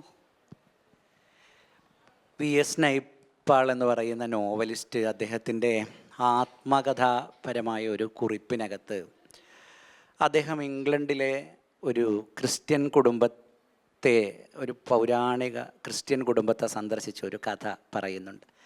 അവിടെ അദ്ദേഹം ചെല്ലുകയും അവിടെ നിന്ന് ഏതാണ്ട് ഒരു സന്ധ്യ ചായാൻ തുടങ്ങിയ സമയത്ത് അദ്ദേഹം മടങ്ങിപ്പോരുകയും ചെയ്യുമ്പോൾ വി എസ് നൈപ്പാൾ മുറ്റത്ത് പൂന്തോട്ടത്തിനകത്ത് ഒരു പൂ ഇറങ്ങി വരുന്ന വഴിയിൽ വെച്ച് കണ്ടിട്ട് ഈ പൂ ഏത് പൂവാണെന്ന് ചോദിക്കുമ്പോൾ അവർ ആ പൂ പറിച്ച് അയാൾക്ക് കൊടുക്കുകയും കേരളത്തിൽ നിന്ന് കുടിയേറിപ്പോയ ഒരു പഴയ ക്രിസ്ത്യൻ കുടുംബമാണ്, കോട്ടയത്ത് നിന്ന് പോയ. ഞങ്ങളുടെ നാട്ടിൽ ഇതിന് മുല്ല എന്നാണ്, അവർ ജാസ്മിൻ പോലും അല്ല പറയുന്നത്, മുല്ല എന്നാണ് ഈ പൂവിന് പേര് എന്ന് പറഞ്ഞിട്ട് പോകുന്നു. അത് വി എസ് നൈപ്പാൾ അദ്ദേഹത്തിൻ്റെ ഒരു കുറിപ്പിനകത്ത് എഴുതുന്നുണ്ട്. അദ്ദേഹത്തിന് ആ പൂവിൻ്റെ ഈ പൂവ് ഞാൻ ഒരുപാട് വട്ടം കണ്ടിട്ടുണ്ട്, ഈ പൂവിനെ ഞാൻ ആസ്വദിച്ചിട്ടുണ്ട്, പക്ഷേ മുല്ല എന്ന പേര് എനിക്ക് പുതുതായി കിട്ടുകയായിരുന്നു. ആ പേരോട് ചേർത്ത് എനിക്ക് ഈ പൂവിനെ ആസ്വദിക്കാൻ കഴിയുന്നില്ലല്ലോ എന്ന് വി എസ് നൈപ്പാൾ എഴുതുന്നുണ്ട്. അപ്പം നമുക്ക് ഒരു വർത്തമാന പത്രങ്ങളൊക്കെ പോലെ, വർത്തമാന പത്രങ്ങൾ ഒരുപക്ഷെ ഗൾഫിൽ വന്നിറങ്ങിയിട്ട് ഇവിടുത്തെ ഒരു വർത്തമാന പത്രം വായിക്കുമ്പോൾ എനിക്ക് മനസ്സിലാവാത്തൊരു സ്പേസിൽ ഞാൻ ഇടപെടുന്ന ഒരു തോന്നലാണ് എനിക്കുണ്ടാവുക. നമ്മളുടെ നാട്ടിൽ നിന്ന് രാവിലെ എഴുന്നേറ്റൊരു ന്യൂസ് പേപ്പർ വായിക്കുമ്പോൾ ആ തോന്നലല്ല നമുക്കുള്ളത്. അത് നമുക്ക് തന്നെ മനസ്സിലാവുന്ന ഒരു പരിസ്ഥിതിക്കകത്ത് നിന്ന് നമുക്ക് ഇടപെടേണ്ട എന്തൊക്കെയോ ഇതിനകത്തുണ്ട് എന്ന തോന്നലിലാണ് നാം അതിനകത്തൊരു ഇടപെടൽ നടത്തുന്നത്. അല്ലാത്തതെന്തും നാം പുറത്തുനിന്ന് ഇടപെടുന്ന ഇടപെടലിൻ്റെ ഒരു പ്രതീതിയാണ് ഉണ്ടാവുന്നത്. ഇതേ പ്രതീതിയായിരിക്കും ഒരുപക്ഷെ മുല്ല എന്ന പേര് നൈപ്പാളിൽ ഉണ്ടാക്കിയിട്ടുണ്ടാവുക. നമുക്കൊരുപാട് മനോഹരമായ പൂക്കളെക്കുറിച്ചൊക്കെ, ഓർക്കിഡിനെ കുറിച്ചൊക്കെ നാം കുട്ടിക്കാലത്ത് കവിതകൾ പഠിച്ചിട്ടുണ്ട് എങ്കിലും ഓർക്കിഡ് എന്ന് പറയുന്ന ഒരു പൂവിനെ നമ്മളുടെ നാട്ടിലെ ഒരു പൂവിനോളം സുന്ദരമായി നമുക്ക് സ്നേഹിക്കാൻ കഴിഞ്ഞിട്ടുണ്ടാവുമോ എന്ന സംശയമാണ്. അതുകൊണ്ട് തന്നെ നമ്മോട് ചേർത്ത് നിർത്തി നാം സ്നേഹിക്കുന്ന ചിലതും നമ്മിൽ നിന്ന് ഡിറ്റാച്ച് ചെയ്ത് നിർത്തി നാം സ്നേഹിക്കാനും നാം ഉൾക്കൊള്ളാനും ശ്രമിക്കുന്ന ചിലതുമുണ്ട്. നൈപ്പാൾ ആ കുറിപ്പ് അവസാനിപ്പിക്കുന്നത്, എനിക്ക് ശേഷം ഏതെങ്കിലും ഒരു കാലത്ത് ഒരു പേരിനെ മാത്രം അടർത്തിയെടുത്ത് ഒരാശയത്തെ സ്നേഹിക്കുന്ന ലോകം വരുമായിരിക്കും, അങ്ങനെ ഒരു ലിറ്ററേച്ചർ വരുമായിരിക്കുമെന്നാണ്. വർഷങ്ങൾക്ക് മുമ്പ് നൈപ്പാളിനെ വായിക്കുന്ന സമയത്ത് ഞാനും സ്വപ്നം കണ്ടിരുന്നത് എന്നെങ്കിലും ഒരിക്കൽ എനിക്ക് പ്രാപ്യമല്ല എന്ന് വിചാരിക്കുന്ന ഒന്ന് മനുഷ്യർക്ക് തനിക്ക് പ്രാപ്യമാണ്, തനിക്ക് തൊടാൻ കഴിയും എന്ന രൂപത്തിൽ ഉൾക്കൊള്ളാവുന്ന ഒരു ലിറ്ററേച്ചറിന് സാധ്യതയുണ്ടോ എന്ന അന്വേഷണമാണ്. ഇസഡോറ ഡങ്കനെക്കുറിച്ച് സംസാരിക്കുമ്പോൾ നാം ജീവിച്ച ജീവിതം ജീവിക്കുന്നയാളല്ല ഇസഡോറ ഡങ്കൻ. ആൻ റൈസ് നാം ജീവിക്കുന്ന ജീവിതം ജീവിക്കുന്ന ഒരാളല്ല. നാം ഒട്ടും ജീവിക്കാത്ത ജീവിതം ജീവിക്കുന്ന ഒരാളെ തൻ്റെ പ്രിയപ്പെട്ട ഒരാളായി തന്നോട് ചേർത്ത് നിർത്തി കാണാൻ പ്രേരിപ്പിക്കുന്ന ഒരു കടമ്പ സത്യത്തിൽ കഞ്ചാവ് എഴുതുമ്പോൾ എൻ്റെ മുമ്പിലുണ്ടായിരുന്നു. ഡിറ്റാച്ച് ചെയ്ത ആളുകൾ കാണരുത്, ആളുകൾ അതിൽ കുറച്ചുകൂടെ ഇൻവോൾവ് ചെയ്ത് നിന്ന് ഇതെൻ്റെ കഥയാണ്, ഞാൻ ജീവിക്കേണ്ട ലോകമാണ് എന്നാഗ്രഹിച്ച് വായിച്ചെങ്കിൽ എന്നൊരാഗ്രഹം എന്നെ സംബന്ധിച്ചിടത്തോളം ഉണ്ടായിരുന്നു. ആ ആഗ്രഹത്തിന് കുറച്ചുകൂടെ ആഗ്രഹത്തിൻ്റെ മേലിടാവുന്ന ഒരു മേൽപ്പൊടി ക്രിയേറ്റീവ് ലിറ്ററേച്ചറിൻ്റെ മേൽപ്പൊടിയാണ് എന്നതുകൊണ്ടാണ് ഒരു ജീവചരിത്രമായി നിർത്തുന്നതിന് പകരം ക്രിയേറ്റീവ് ലിറ്ററേച്ചറിൻ്റെ സാധ്യതയെ കൂടെ ബ്ലെൻഡ് ചെയ്യാൻ കഞ്ചാവിനകത്ത് ബോധപൂർവം ശ്രമിച്ചിട്ടുള്ളത്. തീർത്തും ബോധപൂർവമായ ശ്രമമാണ്. ആരും പറയുന്ന പോലെ അറിയാതെ സംഭവിച്ച ഒന്നല്ല, ഒരൊഴുക്കിൽ സംഭവിച്ച ഒന്നല്ല. ഞാൻ ലിറ്ററേച്ചറിനെ അങ്ങനെ കാണുന്നുമില്ല. നാം എഴുതുന്നത് ബോധപൂർവം ആണ് എന്നാണ് ഞാൻ വിചാരിക്കുന്നത്. ബോധപൂർവം എഴുതുമ്പോൾ മാത്രമാണ് അത് കുറച്ചുകൂടെ ക്വാളിറ്റിയുള്ള ഒന്നാവുന്നത് എന്നുകൂടെ എനിക്ക് തോന്നുന്നുണ്ട്. നമസ്കാരം. ഒരു ചോദ്യം വെച്ചാൽ ഇപ്പം ഇവിടെ സംസാരിച്ച് കേട്ട ഒരു ആശങ്കയിൽ നിന്നാണ് ചോദിക്കുന്നത്.